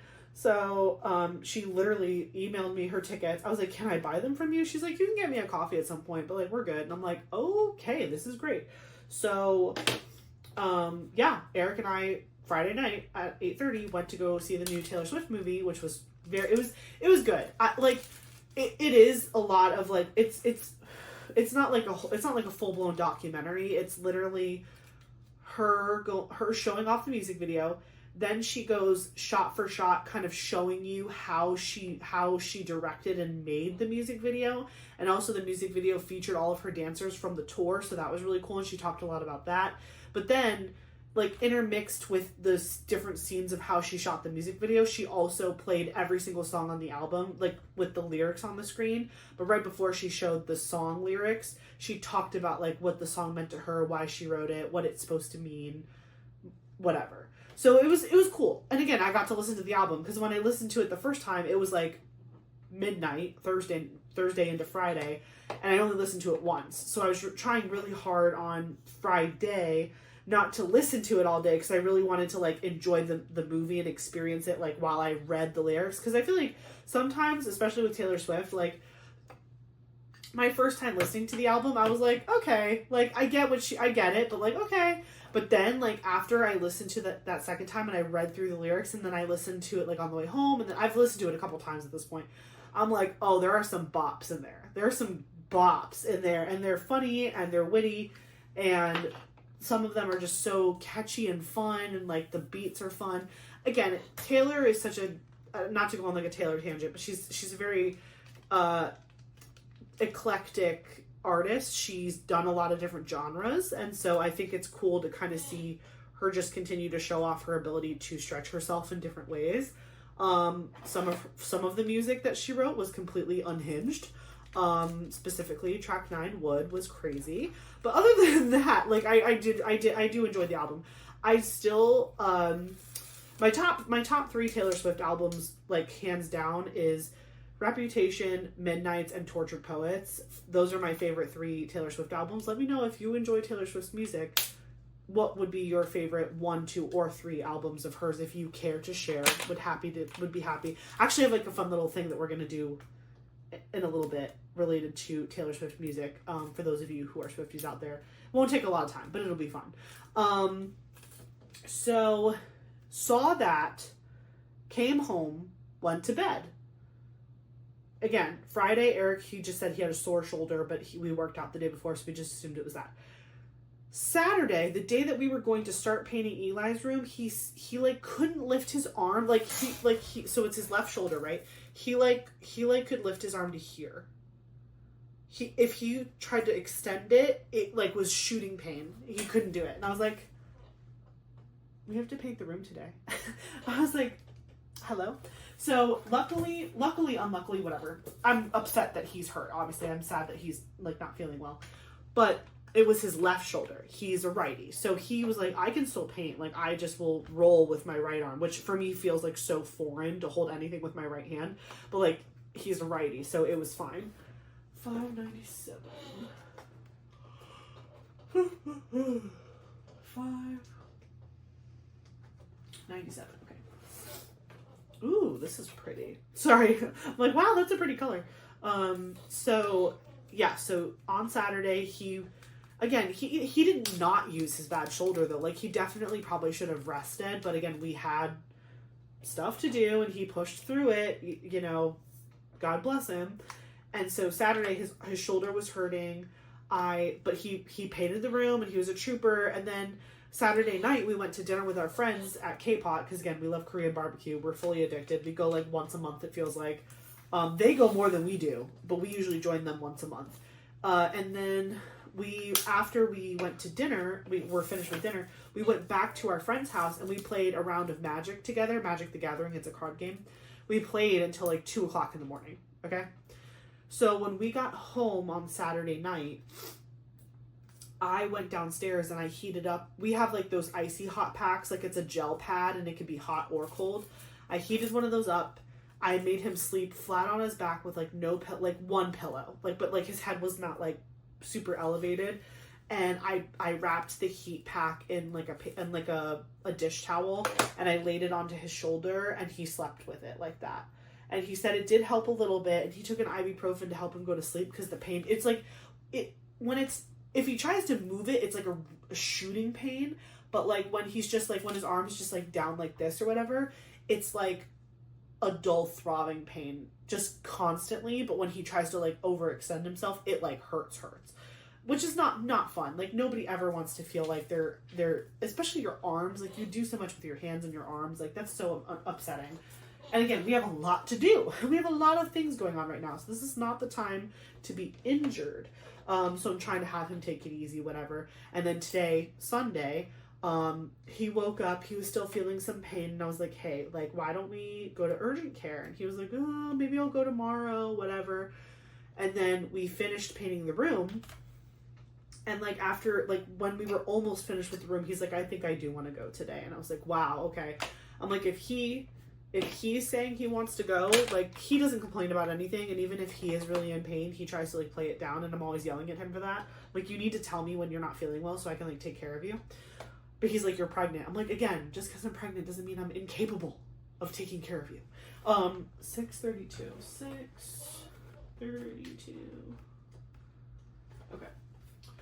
So, he's like, yeah. He's like, I'd like to go today. I was like, okay, so let's finish the room, which we were like, oh, pretty much finished. Let's finish the room. Let's take hot showers, clean ourselves off. We had paint everywhere. We had a lot of paint on us. So we took our baths, we cleaned up the whole room, he Swiffered and swept in there. It looks beautiful. When you guys see it in the video clip, it's after we already had cleaned up. It looks incredible. And so we did that, we took baths, and then we went to urgent care. I drove. We got there was only like one or two people ahead of us. So we got seen pretty quickly, which is good because it's Sunday, so I was scared that they were gonna like be closed. But they saw us. And he explained what he was feeling. And again, it's an urgent care. There's only so much that they can do. Like, they're not like a full blown, like, they don't have like an MRI machine and like scans and all this. But, you know, they x-rayed his shoulder and they said that nothing looked broken. Like, nothing with the bones looked to be part of the problem. But the doctor said that she had assumed it's a tissue issue or something. Like, it's like something within his like tissues and like his muscle. So she referred him to another, the specialist that would be able to. I forgot what it's called. Ortho? No, that's bones. I don't remember. She referred him to a specialist that can help him more than that. But she had done an X-ray just to rule out like a broken or torn bone or a fracture or whatever. You don't tear bones, you fracture them. Sorry, I'm tired. It's only 9:18, but I'm so tired from this weekend. And then work tomorrow is gonna like hit me like a bus. So they they were like, so we recommend that you go see this like specialist, but in the meantime, we can obviously give you some stuff for like the inflammation and the pain and stuff. Like we'll prescribe you some ibuprofen, send it to your pharmacy, whatever. He's like, okay. And they're like, oh, and also we're gonna give you a cortisone shot in the butt.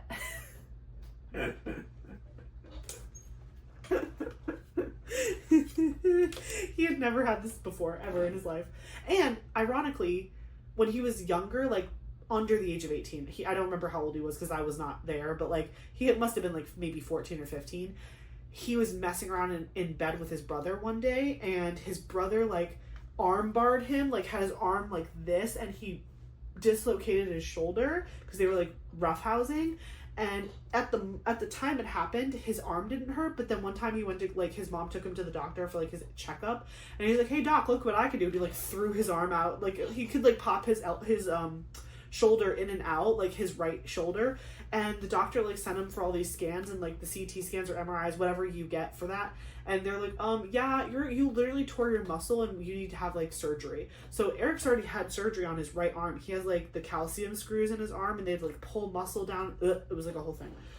So he's, like, literally, his one shoulder is already jacked up, and now he's jacked up the other one in some undescribable way. He thinks that he did something, he slept weird. Like, he thinks Saturday, like, Friday night into Saturday, he slept on his arm funny, and, like, something weird happened. But I'm like, it could be that you tore something at the gym, didn't feel it in the moment. Friday it felt sore, and then Saturday it was, like, full-blown evil. You know, it hurt. But he's like, I don't think it was the gym. I'm like, it could have been the gym. You know, God forbid anything is the gym's fault. He's like, I love the gym. I was like, you're not working out this week. He's like, meh. So he's like pouting. He's gonna walk in the garage. He's like, I hate it. I'm like, listen, doctor's orders. So we're there. They give him a cortisone shot in the butt, which was so funny. Well, first of all, let me back up. First of all, the doctor was trying to examine his arm and ask him, like, can you lift your arms, like, in front of you? Can you lift them outside? He can barely lift the left arm to, like, here. The only way he was able to get it higher than here is when he used his other arm to pull it up. And even then, he was like, it hurts, but I can deadlift my own arm a little bit higher. But he could never go past, like, he could never do this. Like, he stopped, like, right here. So because she wanted to examine his shoulder further, she, like, asked him to take off his shirt. She's like, do you want me to cut it off? And I was like, no, like, I can assist him to take his shirt off. I'm his wife, it's fine. So So I take his shirt off, which hurt, because, like, it hurts to, like, put his arms over his head, so like, it was, like, a whole thing. We get his shirt off. She's, like, poking at him and trying to see, like, if it's inflamed or whatever. So he's just, like, standing there with the doctor, like, she's, like, poking him. He has no shirt on. I'm sitting there, like, laughing to myself, because this is just hilarious to me. And then, like, that's when she said, like, well, we're gonna do an x-ray just to rule out a fracture or something, bone, whatever. So I was like, do you want him to keep his shirt off for the x-ray, or do you want me to have him put it back on? Like, because she was leaving the room, and I was like, I'll go ask. She never came back. And then the girl came that was, like, gonna take him down to do the x-ray, and he was just standing in the middle of the room with no shirt on. You could tell she was just like, whoa, like, why don't you have a shirt on? Because this is, like, the nurse, not the doctor that we just spoke with. And I was like, did you talk to the doctor? I asked her if she wanted him to put his shirt back on for the x-ray, and she was like, she's like, if you're comfortable walking down the hallway like that, I don't care. And I was just like, oh my God. So he's like, I don't care. He's like, whatever. So he literally walks down the hallway of this doctor's office with, like, no shirt on. I'm just like, this is so funny to me. He gets the x-ray, he comes back. I'm like, can I put his shirt on now? She's like, yeah, that's fine. So I put his shirt back on. And then we're just, like, talking. And then they come back with the shot. Like, she comes back, and this is, like, another girl, like, another nurse, whatever. And she's like, have you ever had this before? And he's like, no. And she's like, okay, so basically I'm going to have you, like, face the bed, and you're going to put your hands down on the bed, and you're going to put all of your weight on the leg that's not the cheek that I'm putting the shot into. And then she's like, do you have a cheek preference? And he's like, no. Like, I guess if you get shots like that often, maybe you have a cheek preference, but he's literally never gotten a shot in his butt before. And then she was like, do you have a preference? And he was like, no. And she was like, left cheek it is. So funny. So again, I'm sitting in the chair, so I'm, like, eye level with his butt. He, like, leans over, but he's not putting pressure on the bad shoulder. So he's, like, leaning on his right arm. He's putting all of his weight on his right leg, but he has to have his left leg still touching the ground, but, like, no weight on it. And she's like, we do this in case you faint. So you faint face first into the bed. And he's like, fantastic. And then, thank God, like, I wasn't getting the shot. Cause I don't have a problem with getting shots. Like, I mean, please, pregnancy, they take my blood, like, every time I go. So that's not, like, an issue for me, but, like, I just don't like to look at it. Like, I don't like to look at the needle part of it. Like, I don't mind. I know what's happening, but I just don't like to watch it happen, because fainting runs in my family, so, like, it can trigger, and so I just choose to not look at it, so that way, like, I don't accidentally trigger myself into fainting, because my mom is a big fainter when she sees stuff like that. And again, it's not because we're, like, weak at heart. It's, like, it's just, like, a thing. I don't know. It's, like, I have no control over it. So, but I'm, like, eye level with his butt cheek, and she's about to, and, like, I saw the needle, and I was like, I'm looking away. Like, I don't get weird seeing the needle. It's the actual giving of the shot. But so, like, I'm looking at his butt, she shows the needle, and I'm like, oh my God. So I look away, and I just start, like, petting his arm, and I can feel him, like, tense up when she gives him the shot, and I'm just like, oh my God, I'm so sorry. I felt like I was with my cat at a vet's office. I was like, oh my God, this is ridiculous. So she gives him the shot in the butt, and then leaves. And then she's like, ring this bell if you feel like you're gonna throw up, faint, if you feel dizzy, clammy, weird. Because, like, you know, whatever. So then she leaves. There's a little button there in case he, like, falls over. That I guess I have to press. He has to press. I don't know. He didn't feel weird at all. They said that because it was, like, a steroid shot, it was supposed to give, like, relief in about 45 minutes. I don't know that he ever felt anything good from it. Kind of felt like a little bit of a scam, but I was like, whatever. If it's, I want him to feel better. So if it's, like, a pain relief, or if it's supposed to help with the inflammation, I was like, just let him have it. Like, whatever. So he got the shot in the butt that potentially did nothing, which is even funnier, which is not funny, but it's funny. And he was paraded around the office with no shirt on, for God knows why. I need to make this one. This is 6:48.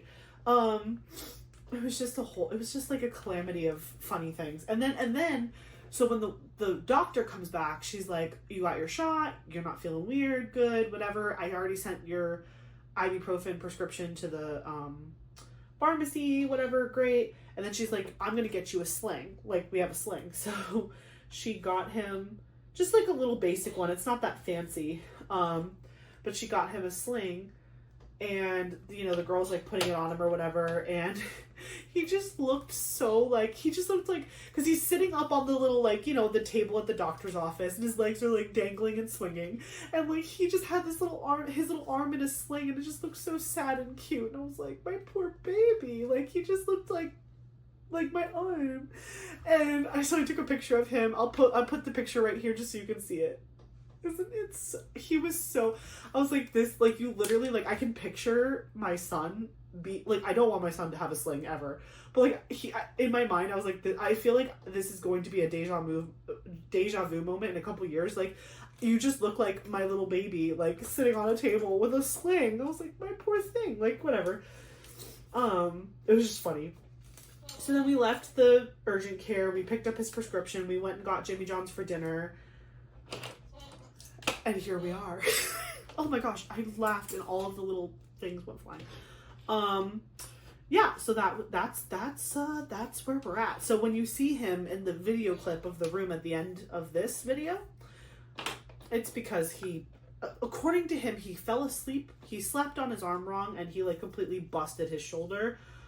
I think that he must have done something at the gym that he didn't realize, like maybe he strained something or he pulled something, and it didn't hurt in the moment, but then after sleeping on it, and also just like him Saturday and Sunday painting and doing this motion over and over again, I just think he aggravated it. So hopefully, like, he should have already taken his ibuprofen. I should go yell at him. So I probably will end this video soon so I can go yell at him.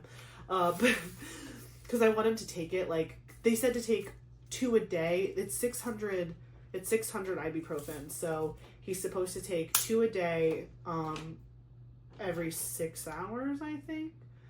And so I told him, I was like, take it 3 hours before bed, that way it has time to like get into your system, so that way you can easily fall asleep. Because we've already showered, we're already ready for bed essentially, we just have to change. But I want him to take it not right when he's trying to go to bed, because then it'll take a while to take effect, and then it'll make him not fall asleep as easy. So I'll go check on him like in a couple minutes. But anyways, that was our weekend. It was super good. I don't think we talked about my anatomy scan yet, because I did my month in review last week. So briefly, the anatomy scan went really well. They did not report back anything bad. Everything looked good. I still have yet to feel him move inside of me, but in the scan, like when they were doing the sonogram, he was like wiggling all over the place. He is currently a pound, which is so cute. He's a pound. He was head down facing my back, in the scan, but at one point, like, the sonogram tech was like joking with him, like, because he kept like wiggling around to where she couldn't get the exact picture she needed for something, and Eric was like laughing because like Eli was like wiggling around and being difficult, so Eric starts to laugh, and Eli literally flips in my stomach and faces Eric. Like, again, he's head down facing my back. Eric starts like talking and laughing. He literally turned his whole body to face Eric. It was so cute. Meanwhile, the girl is like, can I just get my picture, dude? Like, yes, that's your daddy. And I'm like, oh my god, that's so cute. So, I will put up one of the pictures from his scan so you can see his cute little profile. It's right here. It's so sweet. I just feel like now he, like, you know, he's still an alien, but he looks more like a baby alien, which is so sweet. 10 fingers, 10 toes, his heart looks good. His weight, you know, they say he's looking a little ahead on his weight, but again, he's a pound. So I'm going back on October 23rd for a follow-up to see how he's growing. But not because they were concerned about anything, just to like see, just to like look. Everything looked good. They gave me really cool pictures of like his spine and like his face. Oh, Eric's favorite part of the visit was we were he, like, the sonogram tech, you know, she has very specific pictures she has to take, like, to make sure that he's growing well and that, like, he doesn't have any defects physically or issues with his brain or his heart or his lungs. But she was really nice. Like, she had a lot of things that she was really trying to focus on, but she was also talking to us and like being very friendly and sweet. At one point when Eli had flipped around to look at Eric, he was like giving full profile in my belly, again, upside down with his head towards my bottom. And so she was like, well, if you're going to give me your side view, I'm going to take a bunch of profile shots. Literally the first profile picture she took, she's like, oh, it's a boy. And obviously we knew that already, but she was just like, oh, it's definitely a boy. And I was like, what do you mean? And like, I look up at the screen, kid's full mast. And I'm like, I was like, Eric, that's your son. Like, tell him to put that away. So we were just dying laughing.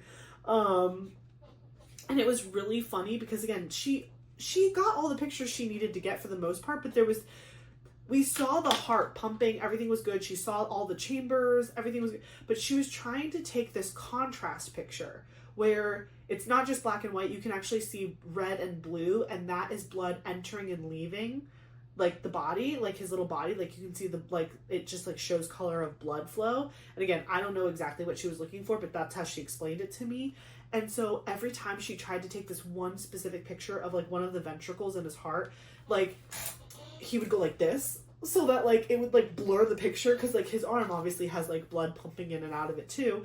So like when he waved his arm in front of his like chest area, it like messed up the picture and you couldn't see just the blue and red coming from the heart. He would like wave it so it was like a blurry like dash picture. And she was just like, this kid. I was like, listen, I knew he was going to be a difficult one. I know his father. It's fine. Like, I just knew that this would be the way. But she eventually got sort of a picture that worked for her. But we were all just laughing at him. He was just being such a butt. But again, full good report. Nothing bad to report. You know, knock on wood. Everything continues to stay fine.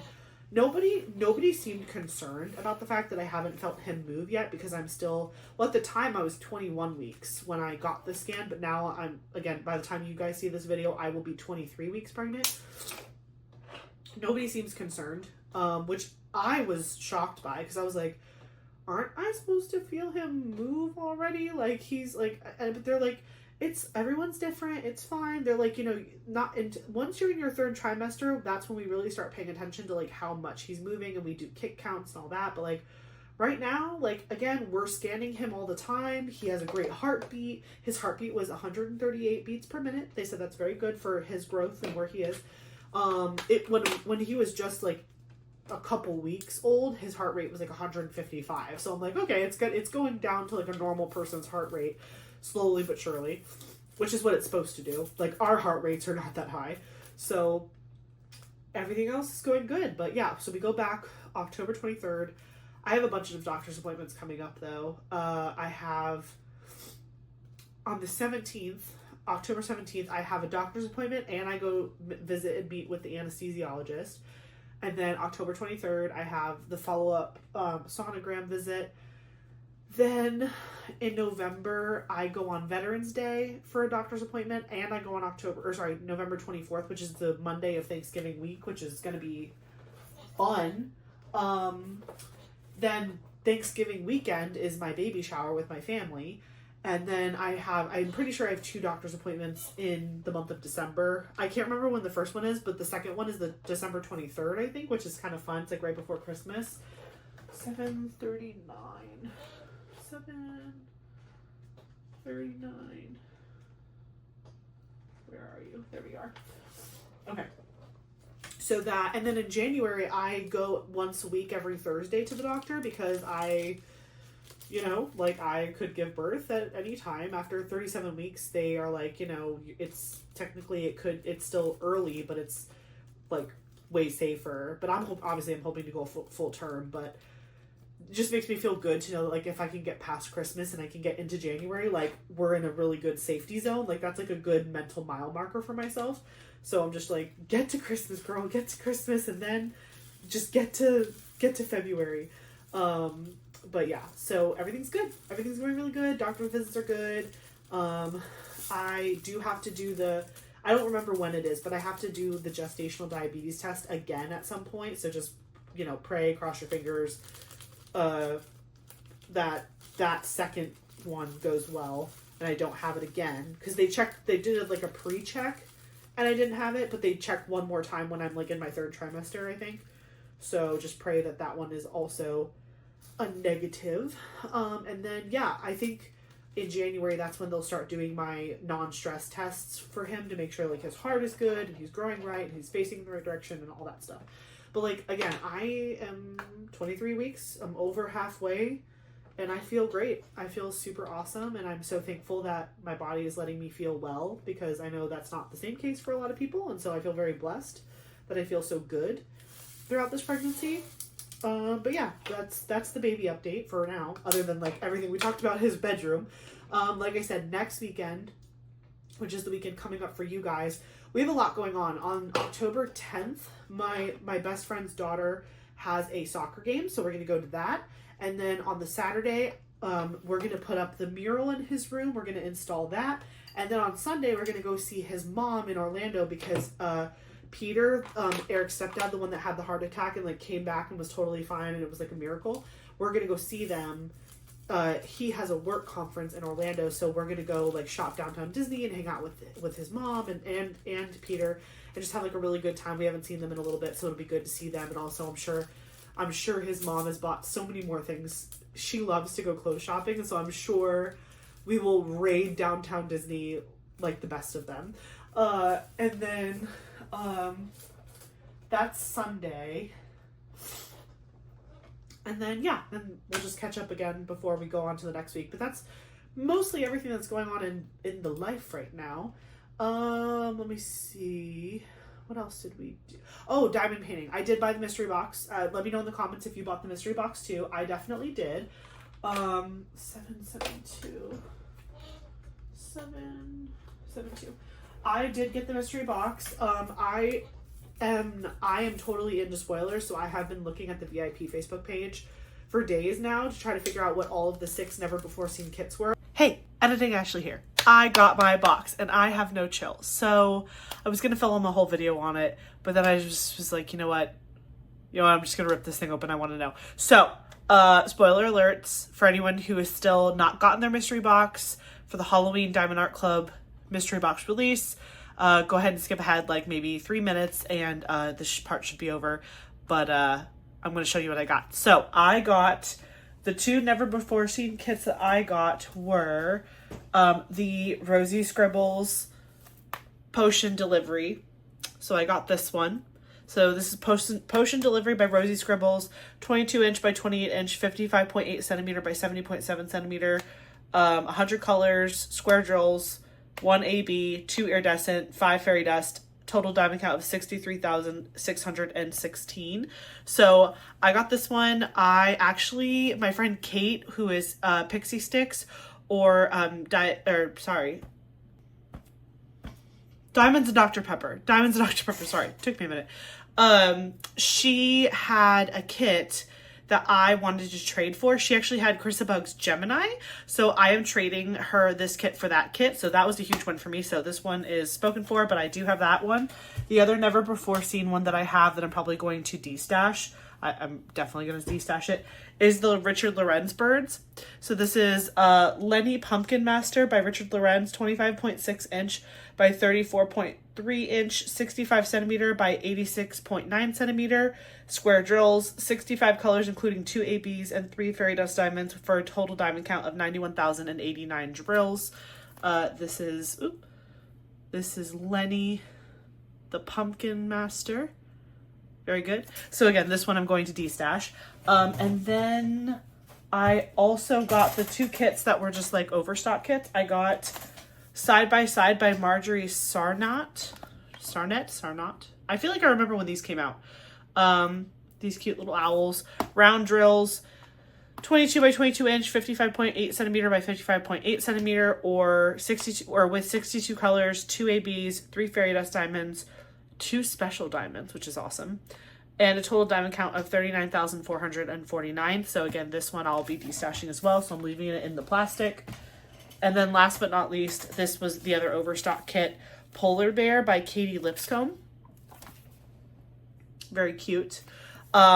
Square drills, 22 inch by 17 inch, 55.8 centimeter by 42.8 centimeter, 62 colors, including 2 ABs and 3 fairy dust diamonds, for a total diamond count of 38,528. So those were the 4 kits I got in my mystery box. Again, none of them were super must-haves for me, so I'm going to destash all of them. One of them I already have a trade going. So yeah, I just want to let you guys know I got my box a little bit early, so I just thought I'd share with you before this video went up. So anyway, continue to enjoy the video. Bye. But I do know what 5 out of the 6 never before seen kits were, and I think I would be truly happy with like one of them that I've seen so far, maybe 2. Like I think one specifically, and if you guys know, you probably know which one it is. But there is still that 6th one that I have not seen come out yet. Maybe by the time this video comes out, it will have already been revealed by somebody on the Facebook page, but I have not seen it yet. So I'm really excited to see what comes in my box. I'll definitely do a video unboxing my mystery box. Even though I know what the kits are that could be in it, I'm not going to know what I have until I unbox it on the channel, which is going to be a lot of fun. So stay tuned for whenever my box arrives. Hopefully by the time this video goes up, it will have arrived yesterday, because my tracking says Tuesday, but I never trust the tracking with On Track, so just pray that it shows up when it's supposed to. So yeah, that'll be an upcoming video in like a week or 2, depending on when it does show up. And I have a couple more belated sneak peeks to get to you guys from while I was out in Alaska. So that will be coming up this week. What else do we have? Oh, so I know everyone is anticipating it, and I feel like based on all the hints we've been seeing, Halloween might just be around the corner. Some Halloween releases maybe. I don't know for sure, but I think the vibes are right, and I think we are going to finally get our Halloween release sometime soon from Diamond Art Club. So, you know, save your pennies, get excited, break out your gift cards. Everyone prepare mentally and whatever. So I'm hoping that comes out soon. And so we will look forward to that all together as a community to see what craziness is in store for us with that. But other than that, I'm just excited to continue working on my Drills and Chills canvas, which is Embrace of the Pumpkin by Kikowa from Munimade, which is sadly shoved right there because I needed the table to kit this down. But yeah, that canvas is going really well. I've gotten 2 rows of it done so far. I plan, now that I'm finished painting Eli's room, I'm definitely going to get more done on it. I just haven't, I've been kind of distracted on the weekends, but ironically I've been diamond painting more during the week than the weekends, which is so bizarre. That's like so opposite of what most people do, I feel like. So yeah, we're just going to keep working on that and having a really good October. I have a wedding at the end of the month, so I won't be in town for Halloween, but I'll make sure you guys have like pre-filmed content while I'm at the wedding. Actually, the end of this month is going to be kind of nuts for filming, because it's like I have a wedding that I leave on October 30th and I come home the following Monday because the wedding is on a Sunday. But then my cousin's wedding is 2 weeks later. So it's like I'm going to film ahead for the first wedding, but then when I get back, I have to immediately start filming ahead for the second wedding, and then it's Thanksgiving and I'm going to be like, ah! So it's just like the last 2 weeks of October and then the entire month of November is going to be a complete blur. Like, and then it's going to be December, and then I'm giving birth in 2 months, and I'm going to be like, oh my gosh, where has the time gone? So yeah, this year is about to speed through to 2026, and it's terrifying and exciting all at the same time. So I kind of mentioned before that I wanted to do a fun little Taylor Swift thing with you guys. So if you guys are not a Swiftie, you don't have to. You can do this with pick any artist that you would love to talk about the top favorite songs from. But if you are a Swiftie and you were super excited about Life of a Showgirl coming out on Friday, I thought it would be fun to do like a mini tag. It's not like a full-blown tag. Anyone can answer it in the comments or make a video about it. But I was curious if anyone felt like sharing their top 13 Taylor Swift songs. I thought that would be fun. So I wrote mine down. My number one, well, and it goes back and forth. The first 3 honestly could fight for number 1 at any given moment of my life. But number one, I have Dress, which is a Reputation era song. Love that song to death. It's so like awesome. It's just so like feminine and like fun and just, I love it. It's very romantic. I love it. So Dress is my number one favorite Taylor Swift song. Number two, All Too Well, the 10-minute version, which is from the album Red. Then we have Down Bad from Tortured Poets Department. Absolutely incredible song. I could sing that song on repeat until I'm blue in the face.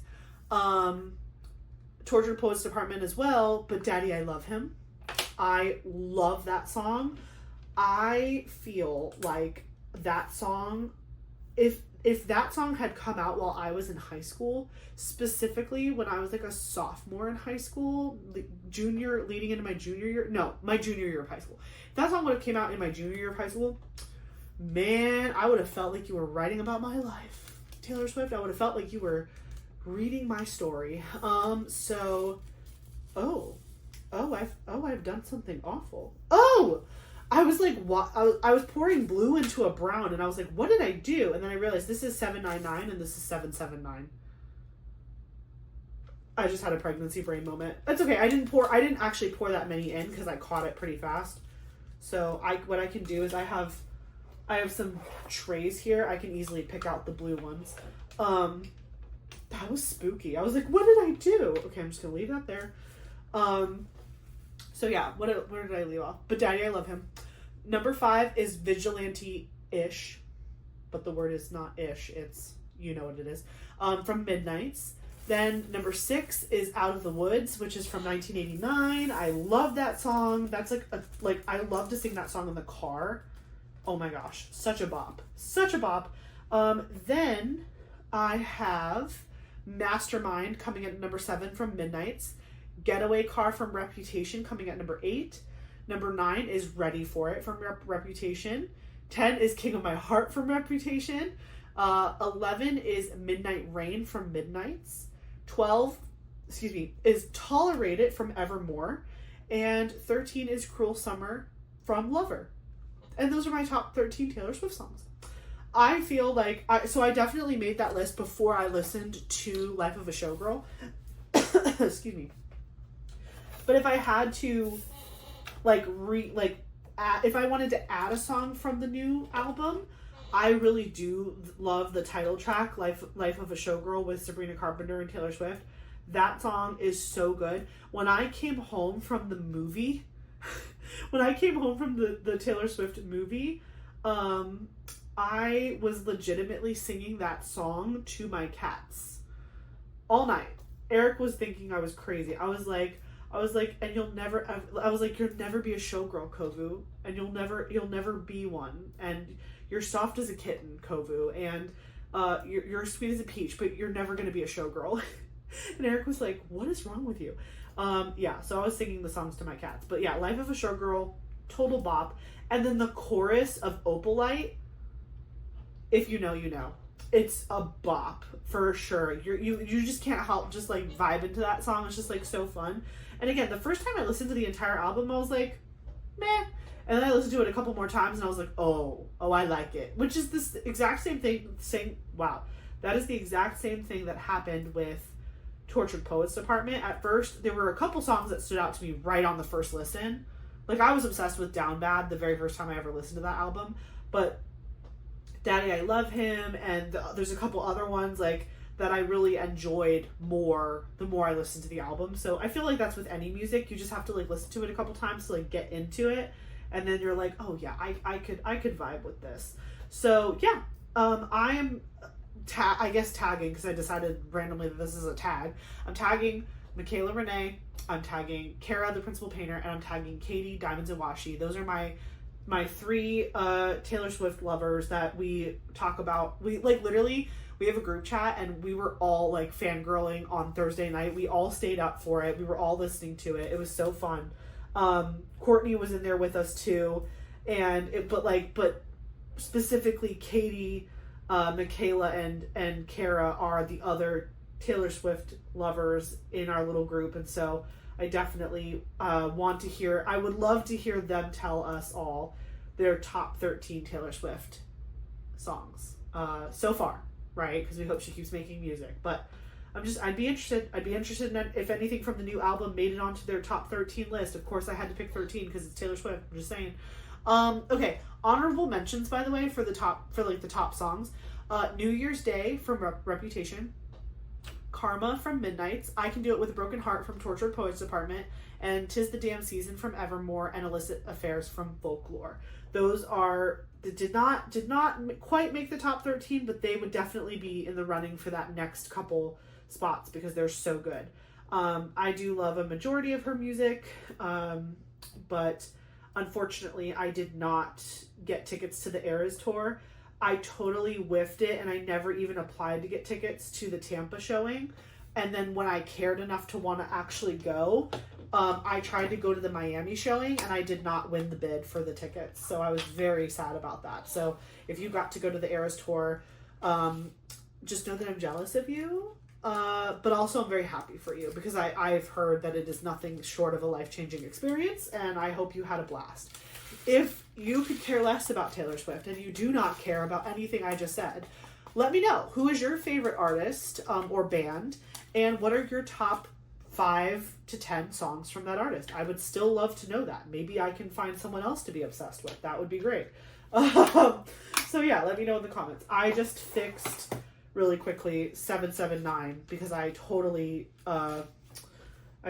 pregnancy brained that, and I accidentally tried to pour 799 into 779. So yeah, I don't advise that. Yeah, so I guess we'll just do our question of the day and then we'll wrap up this video. I literally didn't even I did one full row and then almost a second full row, but I still have both of these rows to do, these 3 colors, and an entire second tray. Which honestly, it's not a bad thing that I'm ending it before I finish, because I only have like 6 or 7 bags left, and I don't think I'll be able to get through all of these colors tonight without needing to wait for the bag replacement tomorrow, so it kind of worked out. But let me get the book. Okay. So again, if you're new to the channel, I like to do these anytime we do like a whip and chat, kit and chat, post review, kit down, 2,000 questions about me. I pick a number and I pick the question and we answer it together as a group. I answer it on the video. You guys answer in the comments if you feel comfortable. Let's pick 779 because clearly I messed that number up. So it's meant to be 779. How good are you at trivia questions, and what trivia subject would you excel at? Wow. Ironically, we were just talking about Taylor Swift. I feel like I could do pretty decent in a Taylor Swift trivia game, like a trivia night. If I had really good teammates, I would need other people. I don't think I would do very well with like early Taylor Swift, like debut album, Fearless, Speak Now, like those 3 albums. Like I love a lot of songs from those albums, but I don't think I know a lot about her and her life from those days when she was like country. I think 1989, Red, like that was when I really started getting into her as an artist. So yeah, but if I had a good team of like me and 2 other people, I think we could kill it. Also Disney, I think I would absolutely crush a Disney trivia night. I have lived in Florida my whole life and I've been exposed to Disney my entire life, and I also love it. So I think I could do great there. I'm trying to think of what else. How good are you at trivia questions, and what trivia subject would you excel at? If we're talking Trivial Pursuit, I'm trying to remember the categories. I think there's a category on entertainment. I think I could do good on the entertainment category. I would not do good at science or like world history or whatever those are. But let me know. Let me know in the comments. Do you love trivia?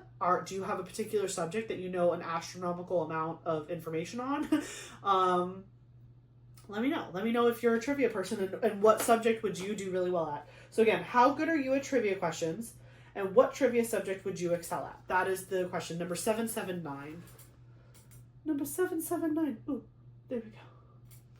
So, anywho, that is the end of this video. Thank you guys so much for joining me for this post-review kit down of Angel of Justice by Dakota Daetwiler from Diamond Art Club.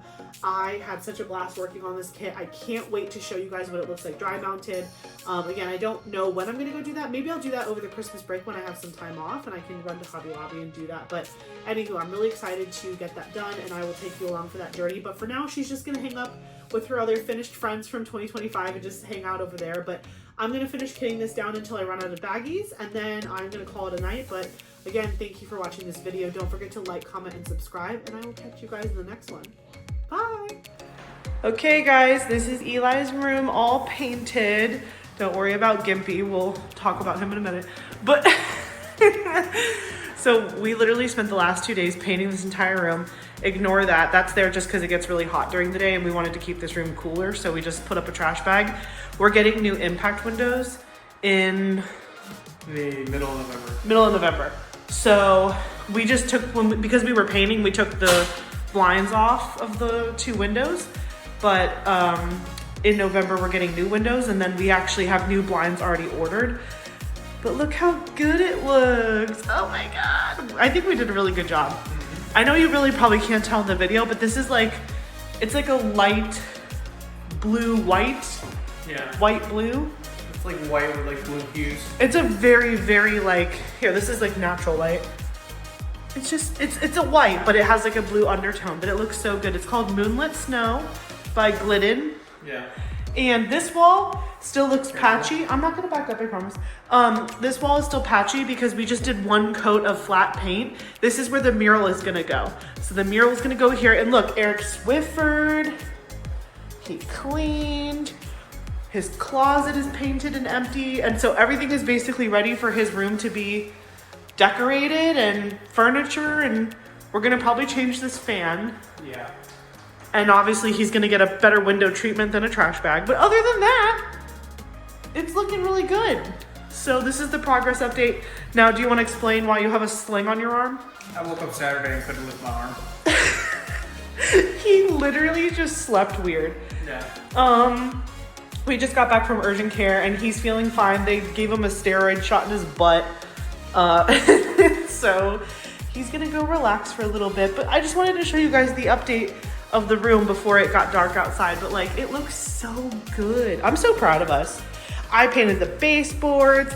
He did, so basically me and my mom started at the floor and then he did all of the rolling on the walls. And then my mom only was there for a couple hours, but then me and Eric knocked out the rest of it and did a second coat on all of the walls. And then we finished it today at like 3 o'clock. So yeah. Yay, good job, babe. Good job. Eli's gonna love it. Say bye. Bye.